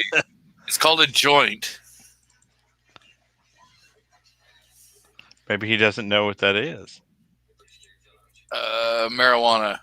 Cigarette. The wacky tobacco. The wacky tobacco. Fiend Dog says left-handed cigarettes. Left-handed cigarette. Oh, man. The type of cigarettes that if you smoke, you cannot buy a firearm legally. Yeah. I told you the story of me going into the CBD shop, right? On the 4473, it says something about illegal use. Illegal use. Yeah. Okay. So this is a federal document. And still, according to the federal government, marijuana is illegal. They have not decriminalized it. They have not legalized it. Even though some states have, the federal government has not passed any resolution saying that it is legal. So therefore, marijuana is still considered an illegal narcotic and could cost you a felony charge for marking the wrong box. Yeah, that causes a problem for state governments because the dispensaries and stuff have to deal in cash because they can't get bank accounts because of the federal government. So they deal in cash and have to pay all their taxes in cash, and then the federal agencies have to deal with having all that cash on hand. I'm just saying it would suck when I paid with 2 billion pennies. I'm telling you, if they were going to make me pay in cash, I'd be rolling up with wheelbarrows full of pennies and a Game Boy to play while they counted it. Yep. I have seen people who have paid tickets in pennies. Yeah, there'd be no way. Yeah, here's your money.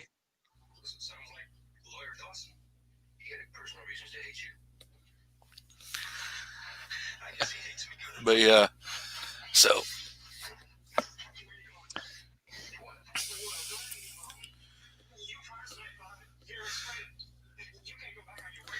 I don't know.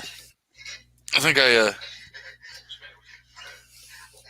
have run out of ideas. We need somebody from the crowd who wants to jump in and come up with a topic, or somebody on the panel to come up with a topic. So he's outsourcing now. I am. Yes, he's totally outsourcing. Why can't I get a PS9 Dagger? is what I want the topic to be. Because you weren't there in the first 30 seconds. Dude, that's why. I mean, that's really it. I can tell you the exact reason why. You ready for it? Yes. Because you're not a multimillionaire that has clout that could get it. This is truth. I'm not a multi-millionaire, and I certainly do not have clout in the firearms community. I would like to have more clout. I'm downloading Photoshop so I can do one thing for one of my videos. One thing. I have to download Photoshop to do this one thing. Well, you don't have to. You choose to. Well, I need to make my new logo circular.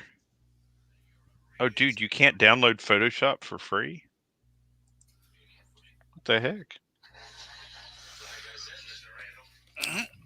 So, Patriot in the Dark says that's why the ATF has stopped Michigan from taking CPLs to bypass background check at FFL. That's true. Yeah, and our gun shop I go to just got the new 4473 forms. Oh, really? My gun Yep. shop has refused to issue them. Refused. So They said that they had a wear out date, so they're just going to keep the other ones until. the poor conservative says PS9 dagger equals Glockadoodle-doos. What does a Glockadoodle do? If you would have been quicker, you would have found out. Mm-hmm.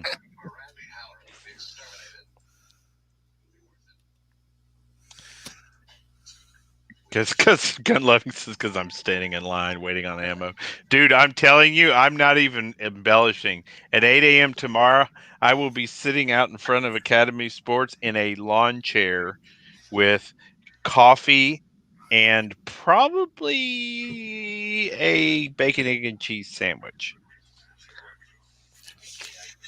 From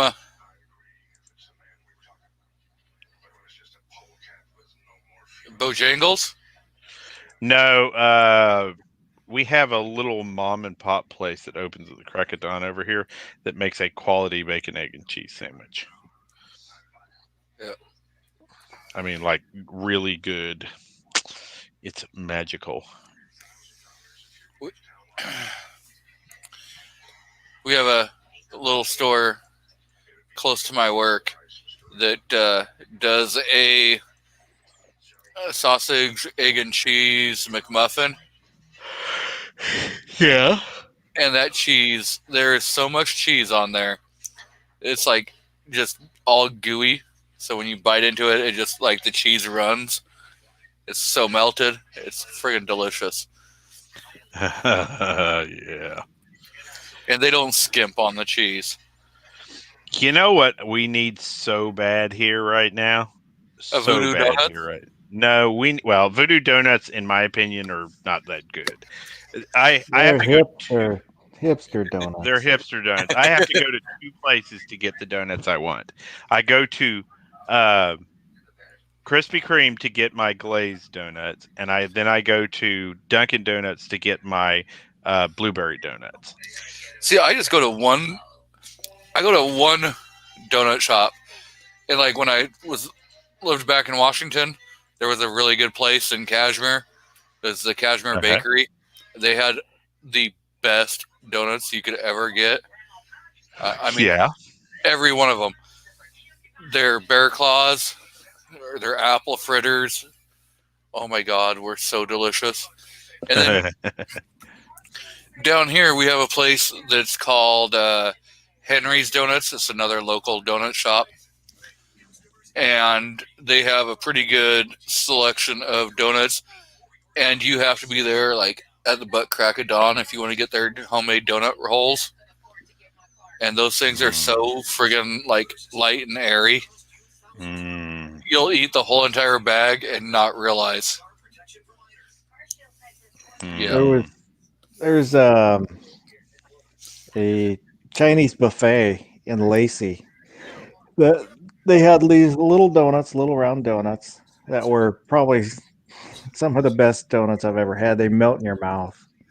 Yeah, that's what these ones do. I mean, you just put them in there, and they're a good sized donut hole, and they'll melt in your mouth. They're just so light and airy. They're fluffy. They're delicious. I guess the reality of it is you're asking yourself if you've ever put butter on a Pop-Tart. It's so freaking good. Yeah. I've never done it. I've never done it either. So, okay, we're talking breakfast stuff. Who puts peanut butter on their waffles? I am, as of the age of 40, I think when I turned 42 years old, I became violently allergic to peanuts and could no longer have them. So I hate you for this conversation. My wife is allergic to legumes, so green peas, peanuts, certain types of peanuts, lentils, chickpeas, garbanzo beans. Mm-hmm. You know, there's a bunch, and so then I work in a manufacturing facility that deals with like 90% of the stuff that she's allergic to. So no loving for you. So before I leave work, I take the air compressor and make sure I blow all the dust off my clothing. Blows himself at work. Wow, Yep. dude. Yeah, I guess. You know. Yep, this is the conversation we're getting into. Yeah, I mean, I get it. I totally get it. You got to get your jolly somehow.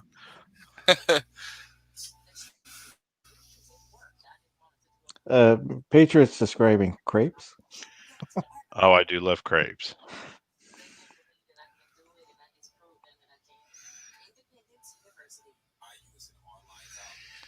As a kid, we used to get really super thin pancakes and peanut butter and roll them up. Or as the French call them, crepes. Crepes. But yeah, so peanut butter on pancakes, you got to put your butter on, then you got to put your peanut butter on, and then a light syrup. A light amount of syrup. It's the only way to eat pancakes and waffles correctly. I don't like eating peanut butter. I don't hate it. I'm fine eating it. Doesn't bother me. I just don't enjoy it. Dude, at this point, I would rub peanut butter all over my body if I could eat it.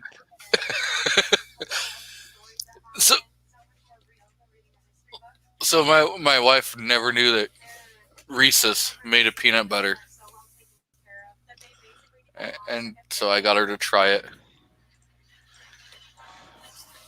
They did. Oh, the Reese's peanut butter. Uh-huh. Are you good? It is delicious. Mmm. Screw you, hippie. Okay, let's see. You could. Here's a little thing for you. There's stores that you can get. Well, you can probably get the prepackaged almond butter. Oh, I eat my almond butter. Yes, very much so. I love. But we had at Fred Meyer or Kroger. They have a machine where you can do the fresh almond butter. Our Fred Meyers has that. Yep. Where you can make your own fresh almond butter or fresh peanut butter. Either one. And they're two separate machines because of food allergies.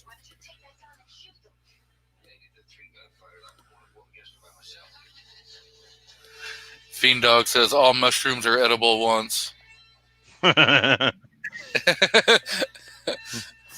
is truth in what the young man says. Much truth. Carolina says hashtag peanut butter yum. Bastard. Okay. Patriot says no, crepes are more eggy. They are. These were just because my grandma had 15 kids, so you had to stretch everything out. That and there's a difference. You got your silver dollar pancakes. You've got flapjacks. Mm-hmm. So you got all different kinds of like pancakes, and I have no clue why we're on this. Why we're on a. First time my wife made me pancakes, she made 2 silver dollar pancakes with a side of broccoli. 'Cause What? The Japanese, they'll have a little salad with it. Okay. Your wife's Japanese. Okay, Yeah. this makes sense now. And so I told her, hey, these are pretty good. Can I have some more? And she was shocked that those 2 little silver dollar pancakes weren't enough. Listen, baby, Daddy loves you, but this shit ain't working.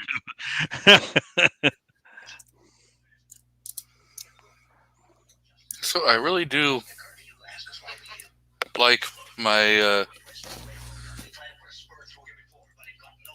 my Bluetooth keyboard, even though my wife just says that it is a gadget that is unnecessary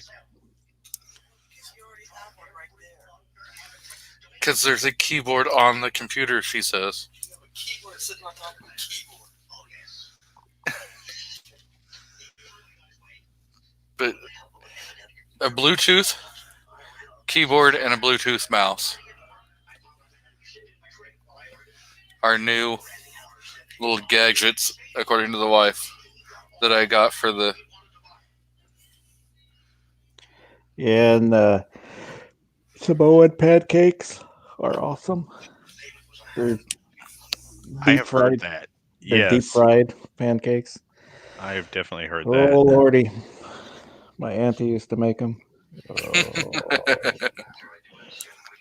Does it for Daddy, huh? Yes.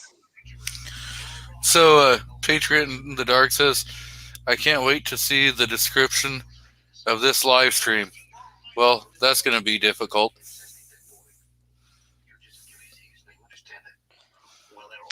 It's Dude, basically please. life as it comes. Yeah.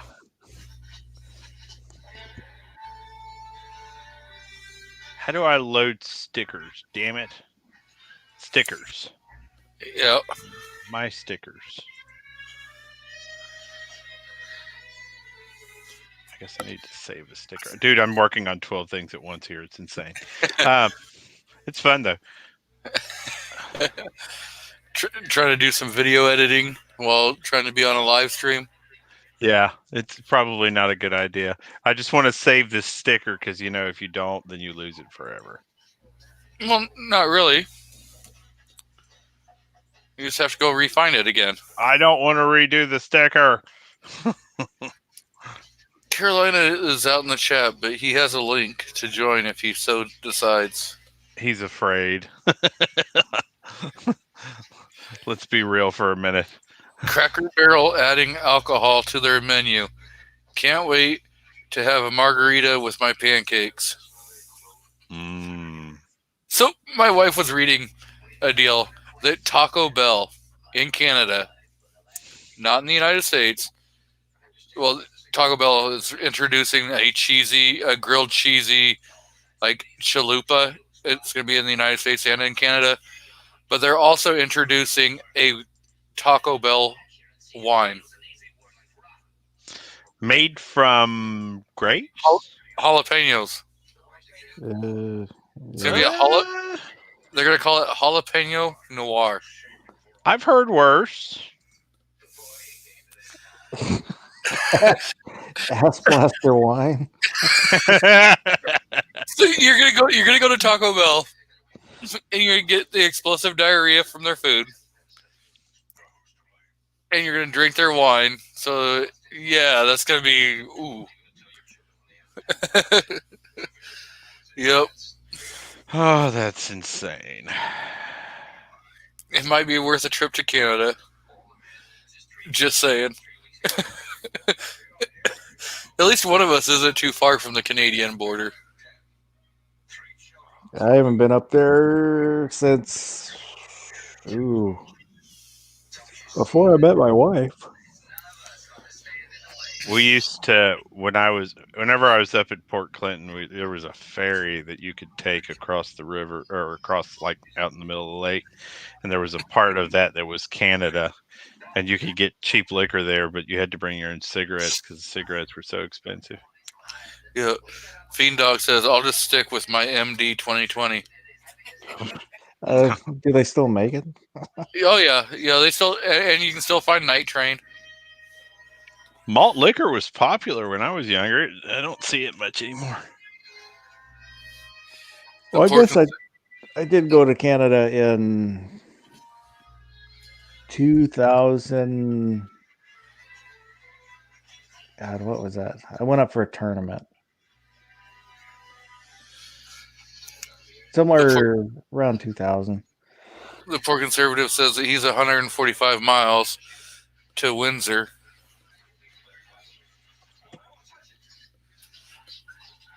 Oh, that's not bad. I don't know. Is that still the case? Who visits Canada? Can you still get, like, liquor cheap, but cigarettes are expensive? I don't know if that's even still a thing anymore. There was only one reason why I went to Canada, and and that place burnt down. Yeah, how messed up are we? We knew immediately. We were like, yep. We know why you went to Canada. You were able to drink at 18. Yep. Yep. You go right across the border. What was it? White Rock? I went up 97, so I didn't go in through Blaine. Oh.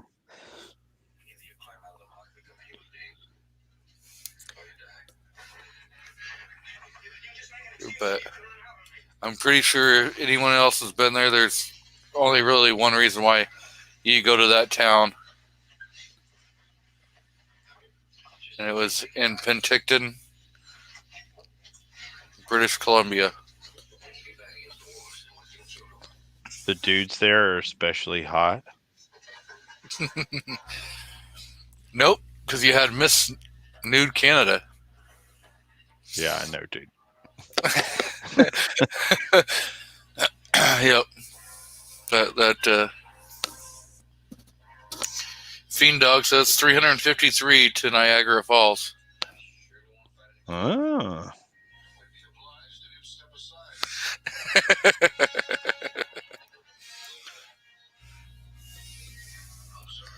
Moo knew exactly the reason.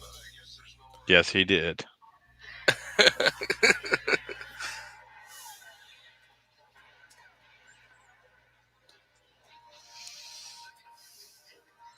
Two live Moo for the win.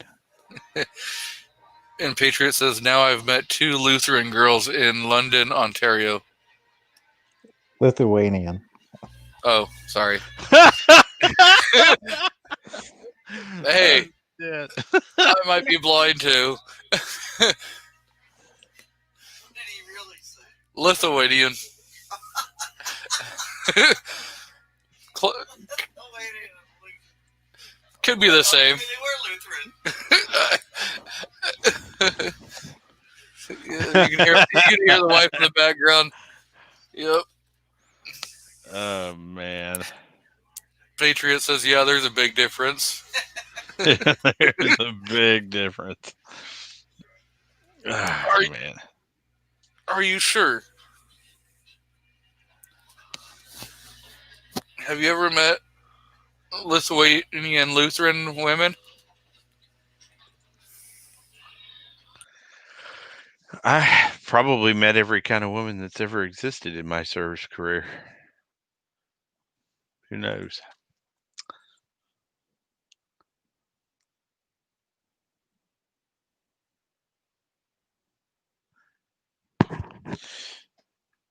Everything just got quiet. Did the stream break, or was that my headset? No, it got quiet. Yeah, it's pretty quiet. Okay, I thought maybe G23 your stuff had failed or something. No, I just muted my mic.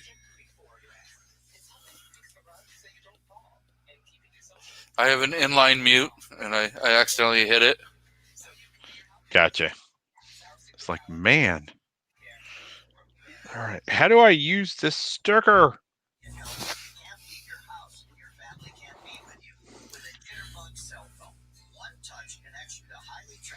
I have a custom sticker. I can grab it. I can drag it. But I cannot put it in other workbooks. It's like I have to create it in this. This is bullshit. Okay. It sounds like you're having quite the fun time. This is not even remotely quite the fun time. This is actually quite the not fun time. Yeah, anyone who makes videos understands the editing process. Yes. I don't do a whole lot of editing. I just add like text to my videos and put stickers in my videos. Yeah, I'm trying to put a sticker, but I'm making a custom sticker. Oh, well, see, you probably have to make the sticker and then save it to a folder and then import it from that folder. I did that. And it's not importing the sticker. Add sticker. Well, did you make it in a JPEG or PNG. yeah? Don't ask me the questions that I can't answer because I'm ignorant. This is not fair. Oh, dude, it made the whole thing a sticker. How much crack rock is? Oh my god. The computer is only as smart as the person inputting the information. Oh, I agree. I just didn't. So I made a perfect sticker for this, and it never mind. Anyway, my frustration is palpable at this point, and there's no point in ruining your day too. All right, let's see. Carolina says, "Have a cigarette and a beer." Oh, I miss smoking so much. Kids, do not listen to this telecast. Right? After about the first hour of it, shut it down. It's not good after that. I loved smoking. It is so bad for you. I have a Camel right now. Yeah. Camel Light Hard Pack was my poison. Well, Yeah, Camel Lights or Lucky Strikes. Mm. Lucky Strikes unfiltered are great if you are around people that want to bum cigarettes Oh yeah. because they'll never ask you again. I did like- chewing tobacco so people wouldn't bum smokes. I liked the Camel non-filter. No one likes those ones. There's much truth there. Kingpin says Newports. Fiend Dog says Camel Wides. Kingpin, do all the women in your family smoke Newports like you? And Moo says the Turkish blend. Yes, Moo, the Turkish blend. Camel Light Hard Pack Turkish blend. Yep. Or just the Mm-mm. Turkish blend that were in the blue and was it blue and gray pack? Yeah, those are pretty good too. I said the word Camel Light Hard Pack for 17 years, and when I had my first heart attack, I never said it again. That will stop your crap quick. Yeah, like the poor conservative, I quit 14 years ago. October 2005. Congratulations, brother. Just before my son was born. That's awesome. I have quit smoking for a few years and I have gone back to smoking. And I will probably quit smoking again. That's what I did. It took a couple tries and then decided to be serious about it. And, you got to get through that first day, and then you get through the first 3 days, and then you get through the first week, and then you get through the first 3 weeks. I had I When had you- quit because of a reason. You put your left foot in. You put your left foot out. You put your left foot in, and you shake it all about. You do the hokey poke me, and you turn yourself around. Patriot says, I stopped smoking after the second ex-wife. I wasn't stressed out after that. Mission accomplished. See, it seems like there's a deal about people quitting after they have heart surgery. Oh yeah, it's a motivator. It is See- a motivator. My wife didn't quit smoke for most of her life, and then she started smoking, and then she had to have 2 stents put in her heart, and she quit smoking, Mm-hmm. and then you quit because of a heart attack, and the poor conservative because of a heart problem. Yeah, it's motivating, man. It makes you say, done. Or not. My wife says it's a pretty extreme way of quitting smoking. It should preach, sister.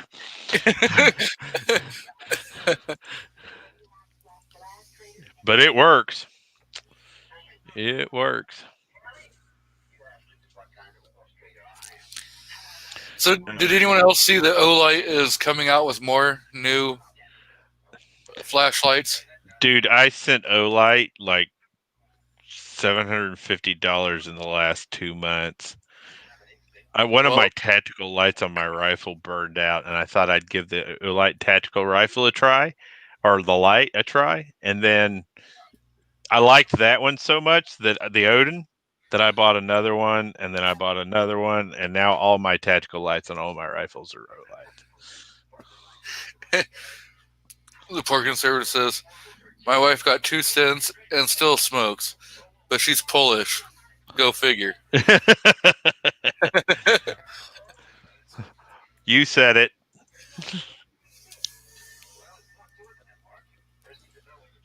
Oh. What's the new light so that I can figure out where my money's going? Warrior X Pro Mini. So this one's actually looks really kind of cool. So it's going to be like the same size as the S2R Baton 2, Mm-hmm. but it will have a tail switch for being able to turn your light on.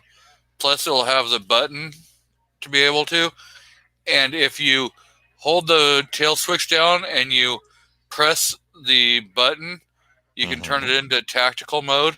So it will either momentary turbo on or momentary strobe. Oh, that's pretty neat. And they're coming out with, if you have a bicycle, they have a light that will go on your bike. So the headlight will be 1,500 lumens. And it'll have 3 settings. It will have a 300 lumen setting, a 750 lumen setting, and then a turbo 1,500 lumen setting. And it also has, like strobing settings. And those strobes are at 750 lumen strobes. And they have a 30 lumen red tail light for like the brake light or whatever, so people can see it. And that one sets off at 3 lumens, 14 lumens, and 30 lumens. And it has a strobe also. So I see we have Mystic Guns out in the crowd. Welcome.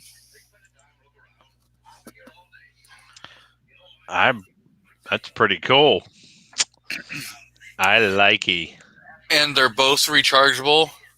And the nice thing is with the headlight, so it will have a mount that will come with it, so you can like mount it on your headlight. But if you have or mounted on your handlebars. But if you already have like a GoPro mount on there, you can switch out the connection point on the bottom of your flashlight, and then it will just use that same GoPro mount, so you don't have to swap out or have multiple different mounting points. And the flashlight will come off, so you can, if you go into a store, you can take your flashlight with you so it doesn't get stolen. That's pretty cool. And that bundle is only going to be like $58, so under $60 for a 1500 lumen flashlight. Yeah, I'm going to be spending more money. Yeah, and then the little what is that? The one that they just did in purple, the i5T EOS, is coming out in a red.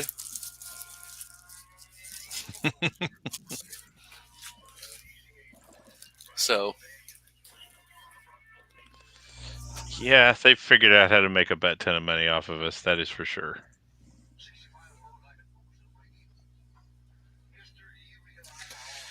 So the poor conservative is talking about Streamlight. Yeah, I have one Olight, the PL Mini Valkyrie. But if I get another one, I'll probably try like Streamlight or one of those other companies.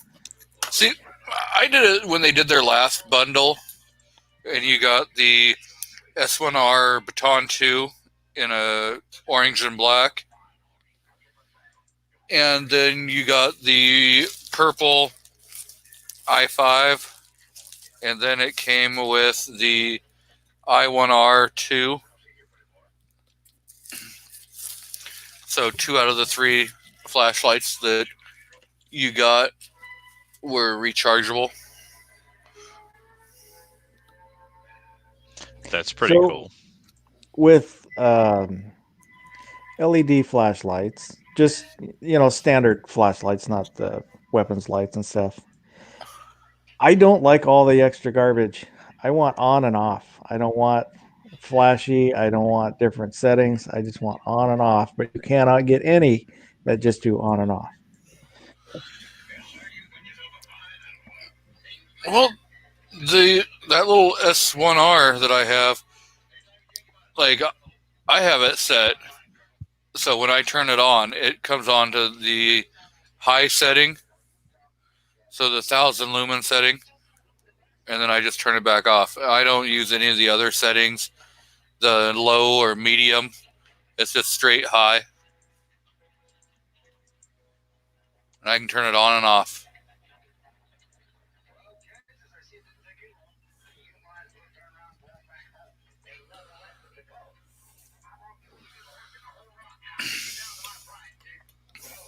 I do like a strobe, but that's just me. The problem with the strobe is it bothers my eyes probably almost as much as it would somebody else that I'm pointing it at. Because even like in a movie when there's that action shaky stuff, I can barely take that. Hmm. Do you have a form of epilepsy? Not that I know of. All I have an astigmatism, which causes some problems, but Yeah. just that sometimes that flash I don't go into seizures, but it'll make me a little dizzy. There's different kinds of seizures. Not all of them make you shake. So a peptic mall seizure will kind of make you kind of like space off, kind of be disoriented.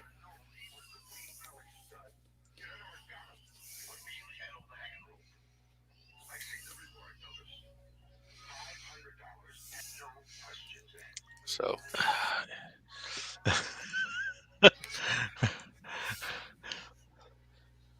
Well, I don't. I'm grateful that I've never had to deal with that type thing. Yeah. I used to. One of my friends has seizures, and he had like 4 different kinds of seizures.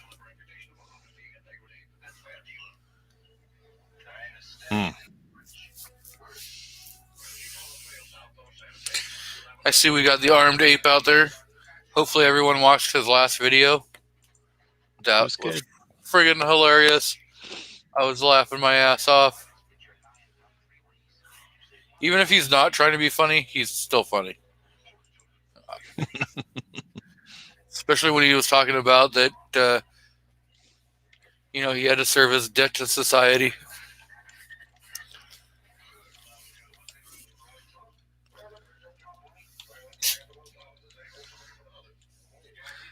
Now the cat's making fun of the wife and she started sneezing.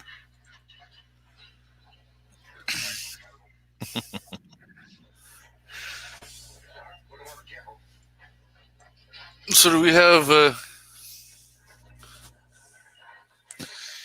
any questions for... Wow, Foss is gone. I'm just running everybody off. No, he bailed. He said specifically he couldn't handle how arduous and slow this one was. Yep. So do we have any topics from our questions out in the audience that they want us to answer? I want to know right now, if you were given a gun, what gun would you not accept from someone as a gift? And I don't mean legal state or anything like that. I mean, there's no way you would take that gun even as a gift. There isn't one. Not even one. There's not a gun at all. Nope. Wow. There is not a single gun that I would not accept as a gift.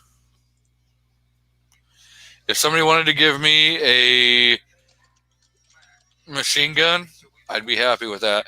If somebody wanted to give me an AR-10, I'd accept it. If somebody even sent me an Altor, I may not shoot it very often, but I would still accept it. It may be the ugliest piece of crap in the world, in my opinion, but I would still accept it. It's,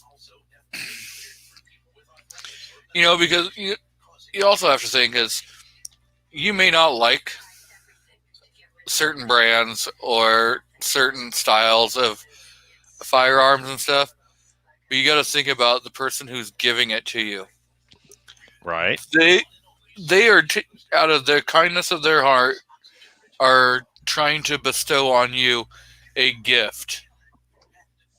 And to say, no, I would not accept that is like saying, you don't mean enough to me that I would accept a gift from you. What if that's the case, though?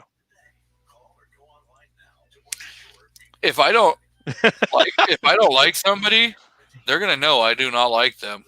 I'm very blunt. I have no problems telling people that they're complete total morons and jackasses or whatever. Right. There is no point. And if I don't like you, I'm probably not going to talk to you. So then if you're trying to give me a firearm, I'm sorry. I'm just, you read into this way too much. So TPC says he wouldn't take a Glock from anybody. Kingpin says no SCCY. Kingpin, I actually have a 2020 SCCY that I'm reviewing, and it's pretty much unbreakable. Why, Kingpin? Why do you hate SCCYs? Disguise. Yeah. Armed Ape says no Tokarovs. This guy's kind of had a reputation for either being working great or not working. Not working, yeah. I think they've corrected some of that, but it's like the honor guard that I have that I'm over here testing. Nobody will even touch that thing with a 10-foot pole, and I come in every day and hit this thing with a hammer, and it's never been a problem. I think even after firearms manufacturers fix things, they still get crapped on. Although that doesn't seem to happen with SIG, and I'm not sure why. Because see, here's the thing. Dude, don't defend SIG. I'm just screwing with you. No. If somebody gives you offers to give you a firearm, even if you don't like it, you can accept it, hold on to it for a little bit, and then trade it for something different that you want. Right. So you're not offending somebody that you may care about. You know.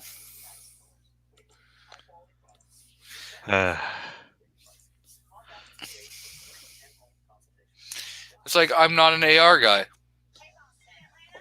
But if somebody gave me an AR, I'm still going to accept it. You would take an AR-15. Yeah. I'm not going to spend my money on it. Somebody write down the date. I have never said that I would not take a free AR. Matter of fact, if you go back to some of the times when Gun Loving Grandpa was on the panel, he had said a couple times, and I would say, if you want to buy it, I will test it. Test it. I think what you meant to say there was use it to replace your AK. Never.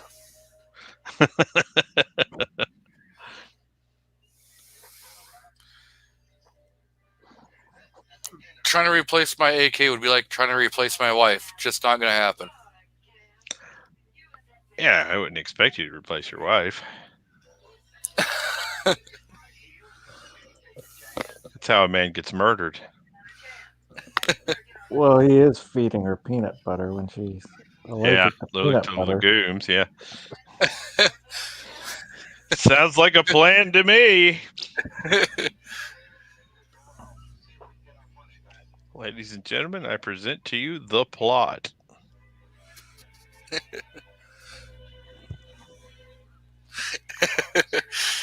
Warsaw says that he's going to buy Armed Ape a Tokarev.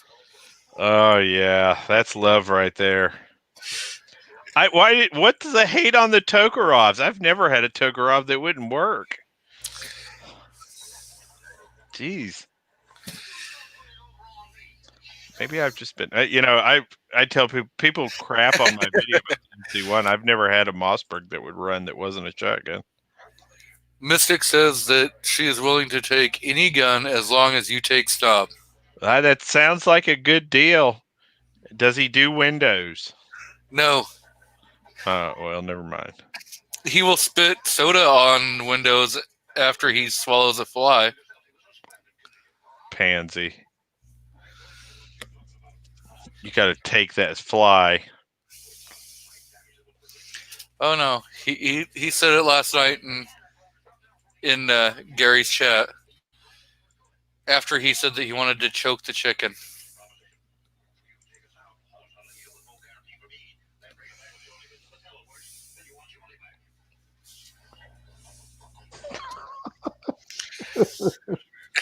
Jesus Christ. What's wrong with you people?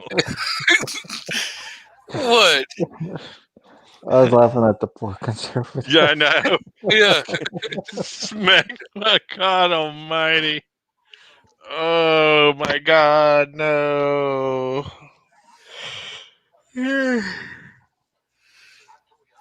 I was trying to think. I guess there's a couple of guns I probably wouldn't take.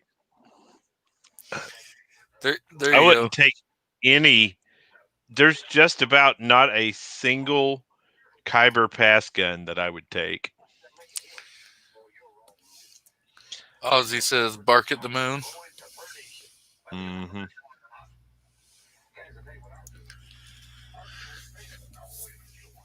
See, Yeah, I wouldn't take a Kyber pass gun.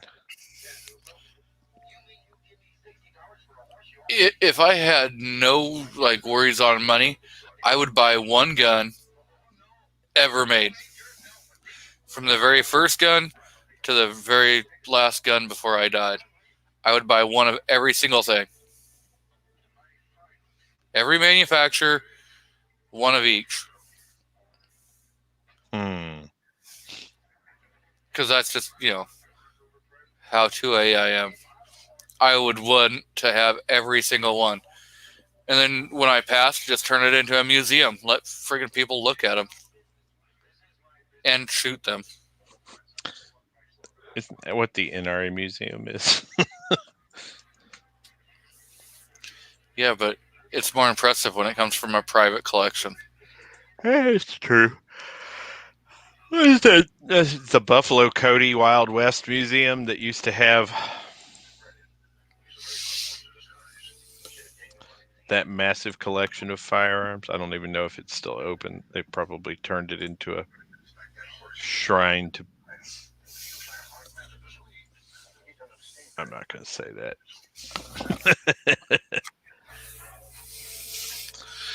Patriot says that he would never accept a gun confiscated at a prison. Just saying. Yeah. You're not going to know if it was confiscated. It's not like you saw it being confiscated. He might smell it. Huh? I think that's what you were getting at, isn't it, Patriot? That it might be odoriferous in quality. Oh, it's all sticky. Yeah.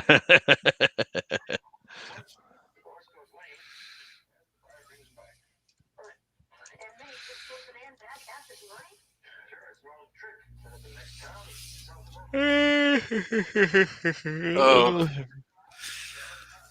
So, I need some Fox, coffee. is there any certain one that you wouldn't buy or you wouldn't accept if somebody offered you any gun?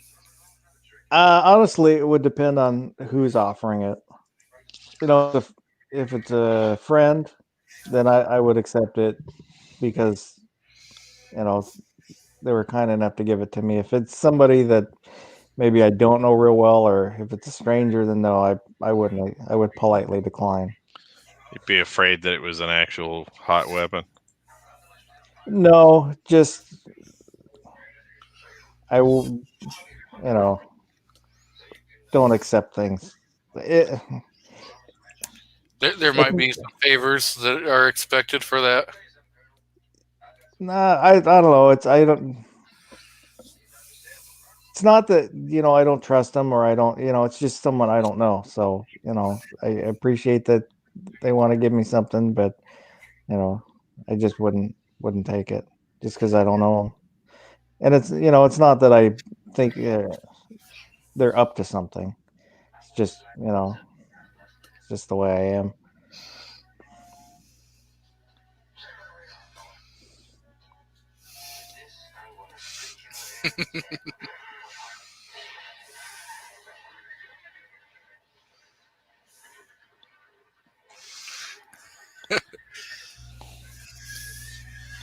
Oh, I have never owned a Tokarov, so I've never shot a Tokarov.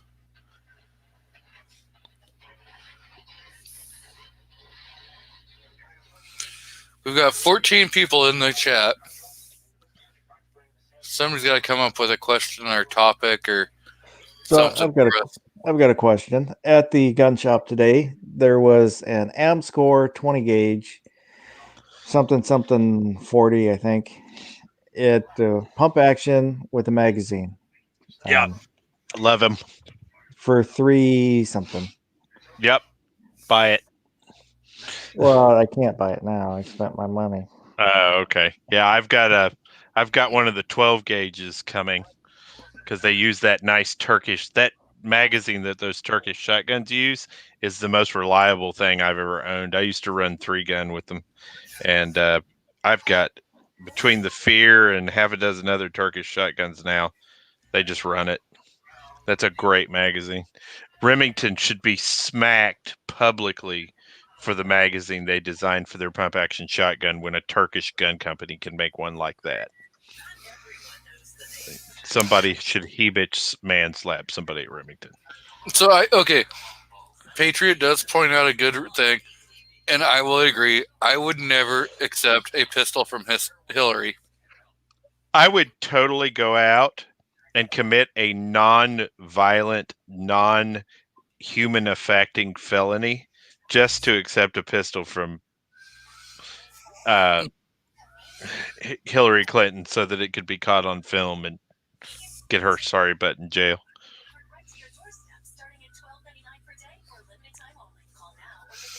Yes, I agree with. I agree with Warsaw. I don't know if I would take a Jimenez. A gun is a gun. Me personally, I'd buy a Tokarev over a $2 whore. LOL. Just saying. Mm-hmm. Hello, Rotten Cat. What are you doing? I see we got Mr. Gizzard Gary joining in the chat. Nice. Welcome.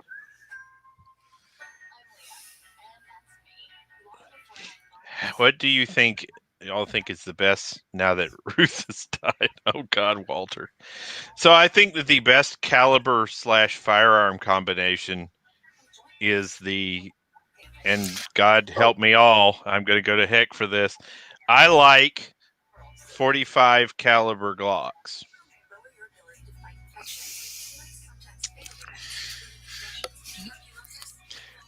I get all the capacity that a 1911 should have without the unreliability of a 1911.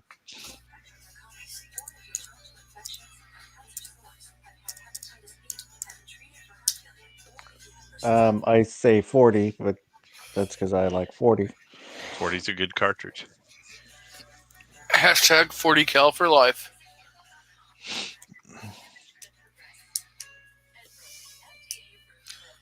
That is why my email says G23 40 cal life. Just saying.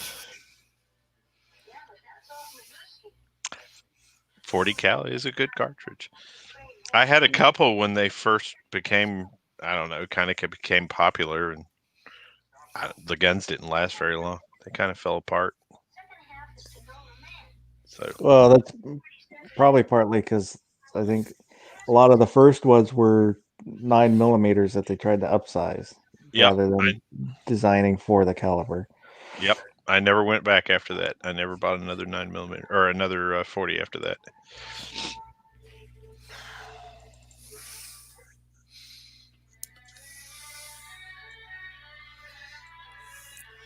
Just put 40 life on screen for everybody to.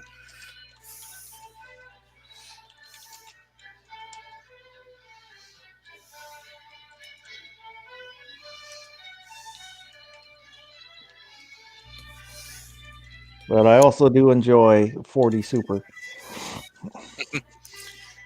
40 long. 40 long. That's how Clover calls it. 40 long. That's funny. It basically is. I mean, let's be real.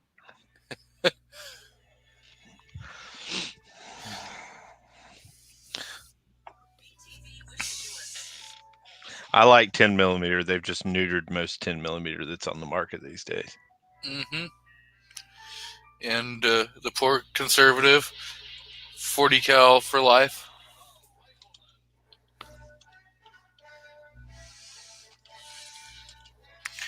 Walter says, I was thinking 3.5 mag, 12 gigs, and a riot gun. I think there will be masses of zombies. Well, maybe. The Glock 36 was leaps and bounds ahead of its time.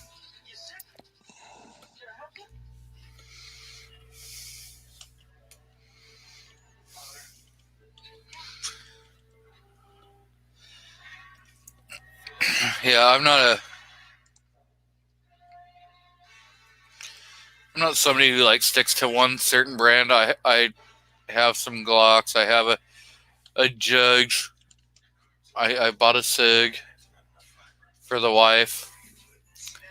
I have a KSG. So yes, I even own a Caltech.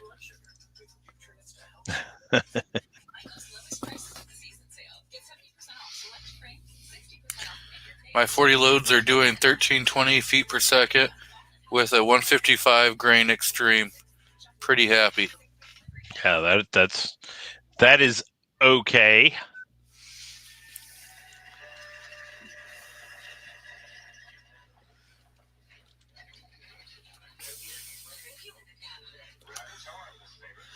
Yeah, I've thought about getting into reloading, and it's been a long thought.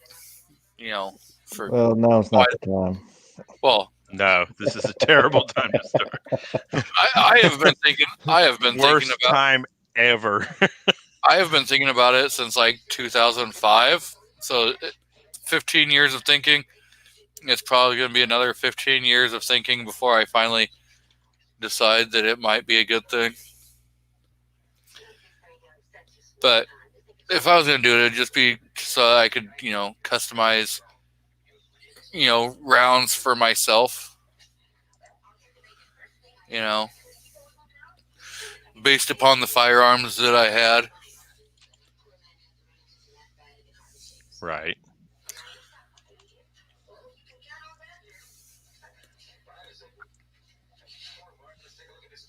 Well, I dragged my feet. I wanted to do it just, to do it partly and partly just as insurance against shortage. But I waited a month too long and everything disappeared. I'm pretty sure I could go to a couple different stores and pick up small pistol primers and stuff like that. But That's what I need.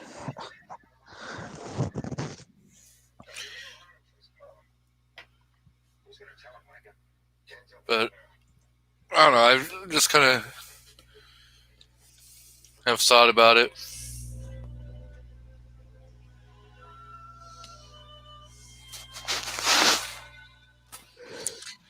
He says I can load 1,600 loads with gold dots if necessary. And I just got my new turret press. See, if I was going to get into it, instead of starting off, okay, well, I want start off with a beginner press, blah, blah, blah. You know what? If I'm going to do it, I'm just going to go all out. I'm going to go and get a Dillon, and then I'm going to get different, setups so that I can just swap, like the plates. So I can just swap out, have a 9mm setup, have a 40 setup, have a 7.62 by 39 setup, Oh, talking with G-Webs, I don't think he reloads anymore, but he has a single stage, and he was saying that, especially starting out, with a single stage, then you can concentrate on one action at a time, where you're, because if you get distracted, you were only doing that one thing, whereas with a turret press, you've got multiple things going on, and if you're in the middle of somewhere in that process and you get distracted and come back, did you make a mistake? Are you forgetting something? And that was something to think about.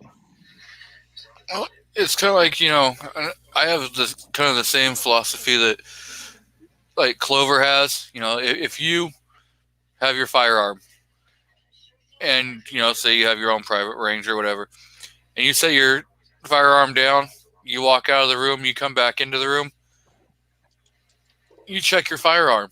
You don't just assume that it's still unloaded because you never know. So you double check. Hey, is it still in the same condition that I left it? So with reloading, you should be double checking. Hey, is it in the same condition that I left it? And if I was going to get into reloading, I would have my own, room, or so that there wouldn't be distractions. I wouldn't have my computer in there. I wouldn't have my cell phone in there and stuff like that. That would be it's me time. And you know.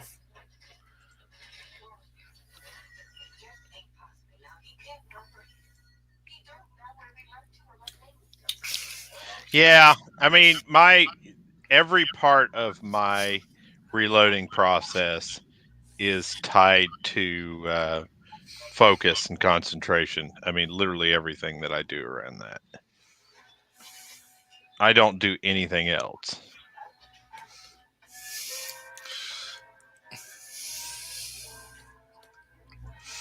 I don't have a single Dylan. You have 3. I don't have 8. I don't. No, I have 0 reloading supplies at all.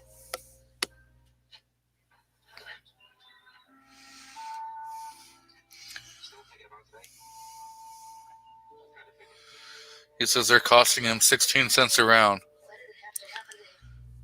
So let's see. What did I pay for my last box of 40 Blazer Blazer? Blazer Blast. Yep.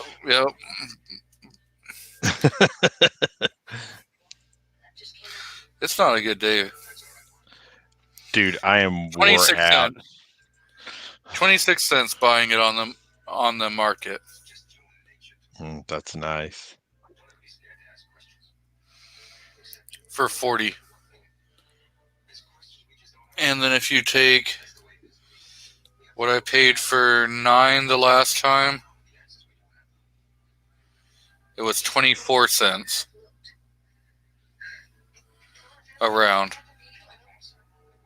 Yeah, everything online is cheapest you find is around 60 cents a round. Yep. For 9. Yeah, well, I paid $11.99 for 50 rounds of Fiocchi. That's nice. That's hecka nice, man.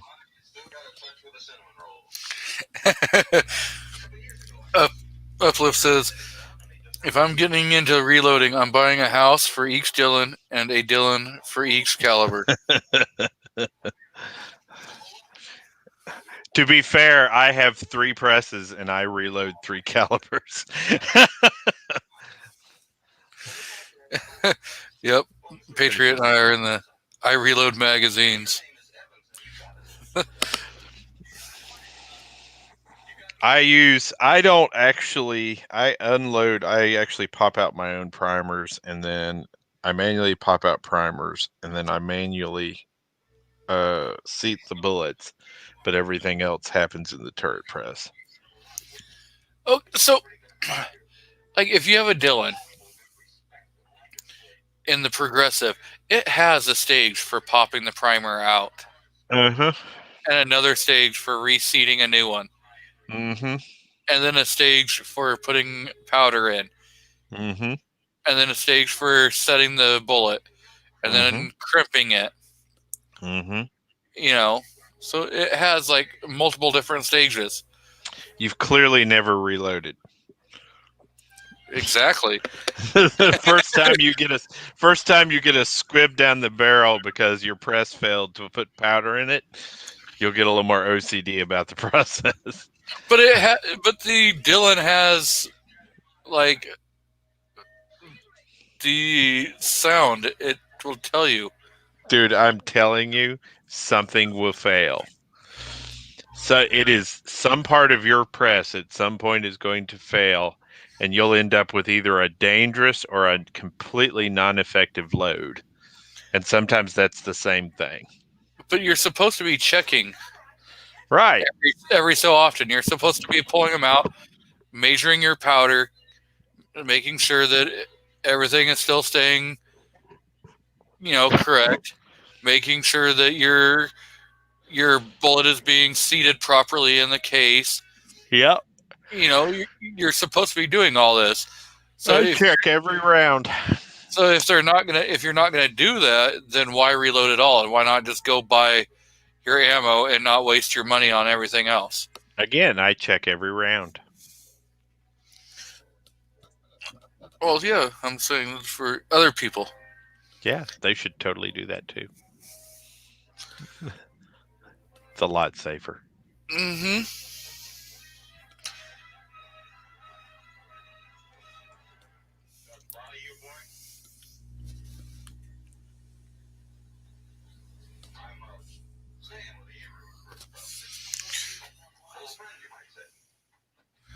What did you say, woman? A 6-month-old baby is water skiing. A 6-month-old baby is water skiing. Okay. I know. Is there like? There's a baby, and yes, there's a video. Oh, it's on TMZ. You know that's made up. Is it? Oh yeah, that's phony.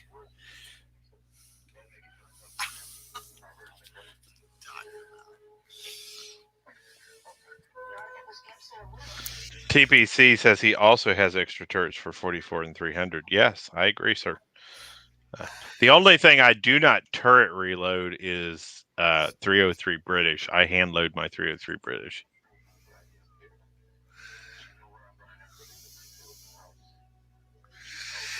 Yeah, I mean, oh, that's. So what they've done is they've built like one of those Johnny jumpers kind of setup on a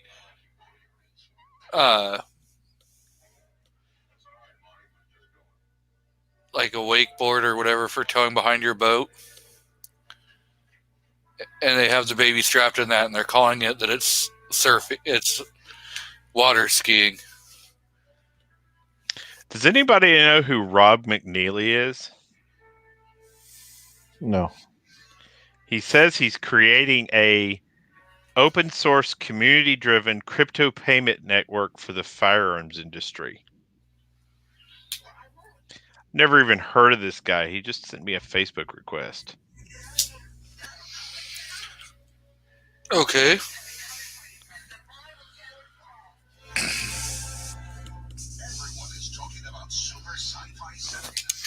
Patriot says, aren't you supposed to weigh them afterwards?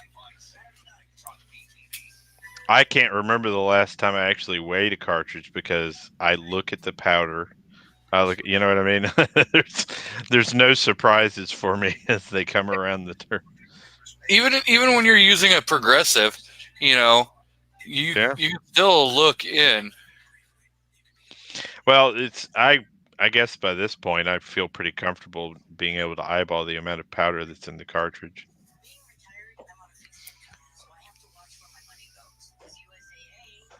Because I mean, you're still even with a, you know, you're gonna each, you know, pull of the handle is gonna move it one stage at a time, and so you can pull the case out at each stage if you want to do it. Mm-hmm.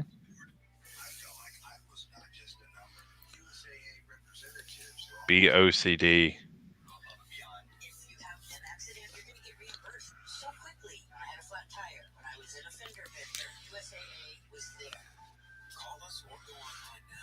Mofo says reloading for him is more about customizing loads to max barrel length. See, that's what I would be more into. Is, you know, Yep. Is finding, you know, okay, well, this is more of my optimal setup for, you know, every firearm. Yeah, I reload 303 British for competition shooting, so it is much, much better reloaded than otherwise. And then I also load it for hunting hog, and so there's a reload for that too. There's a equation for that too. I had to double check what Walter was saying, because at first we were talking about reloading, and I looked down and he was talking about, I'm sure children. I was like, oh no, you're not gonna have your kids loading your ammo for you. But No. he was making a comment about the baby water skiing. Okay, so it looked like the kid was pretty strapped in, and there was a trailing boat that was right there next to, but still, I sure wouldn't be doing it. No. Well, first I'd have to have a kid. There's plenty of them at the playground. Yeah, you totally go get one. Nope, not gonna happen. All you need is a puppy in a van. Boss, there's something sounds wrong like- with us, dude. Sounds like Boss has tried this method. Was it a puppy or was it candy? Either works.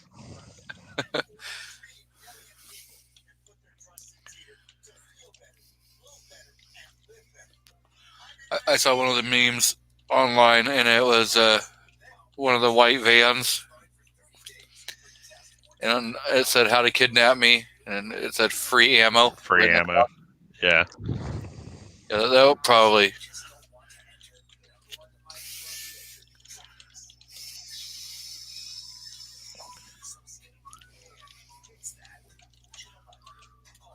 I would say, has anyone gotten anything new? But I think I'm the only one that hasn't. I have a bunch of new stuff. I've been holding off.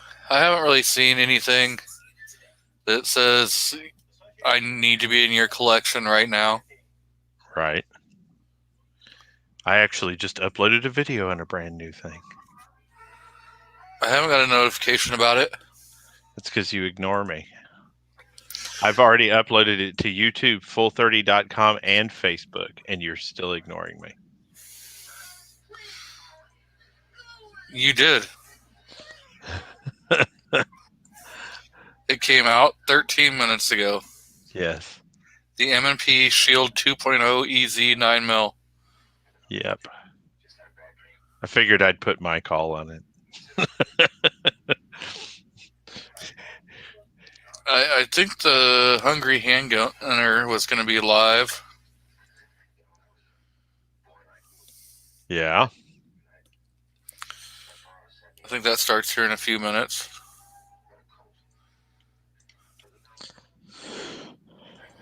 Are we that boring? I guess we are kind of boring tonight. I'm sorry, dude. I'm so tired. Just wore myself out today. I have no personality left. I think Daniel Pfeiffer liked my photo on letting people know that I was going to be doing this on Instagram. Ah, sweet. I tagged you in it. My Instagram isn't loaded on my computer. Hang on. www.instagram.com. Okay. My bad. There it is. Got a picture of Kingpin's daughters. Oh, no, that's RR Tactical and daughters. I was like, whose daughters are those? I'm I was scared. going to say, I didn't know Kingpin had kids.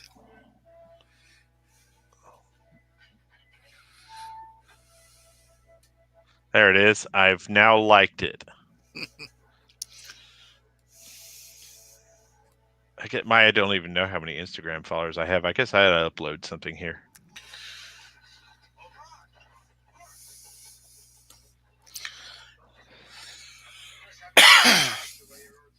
Yep, I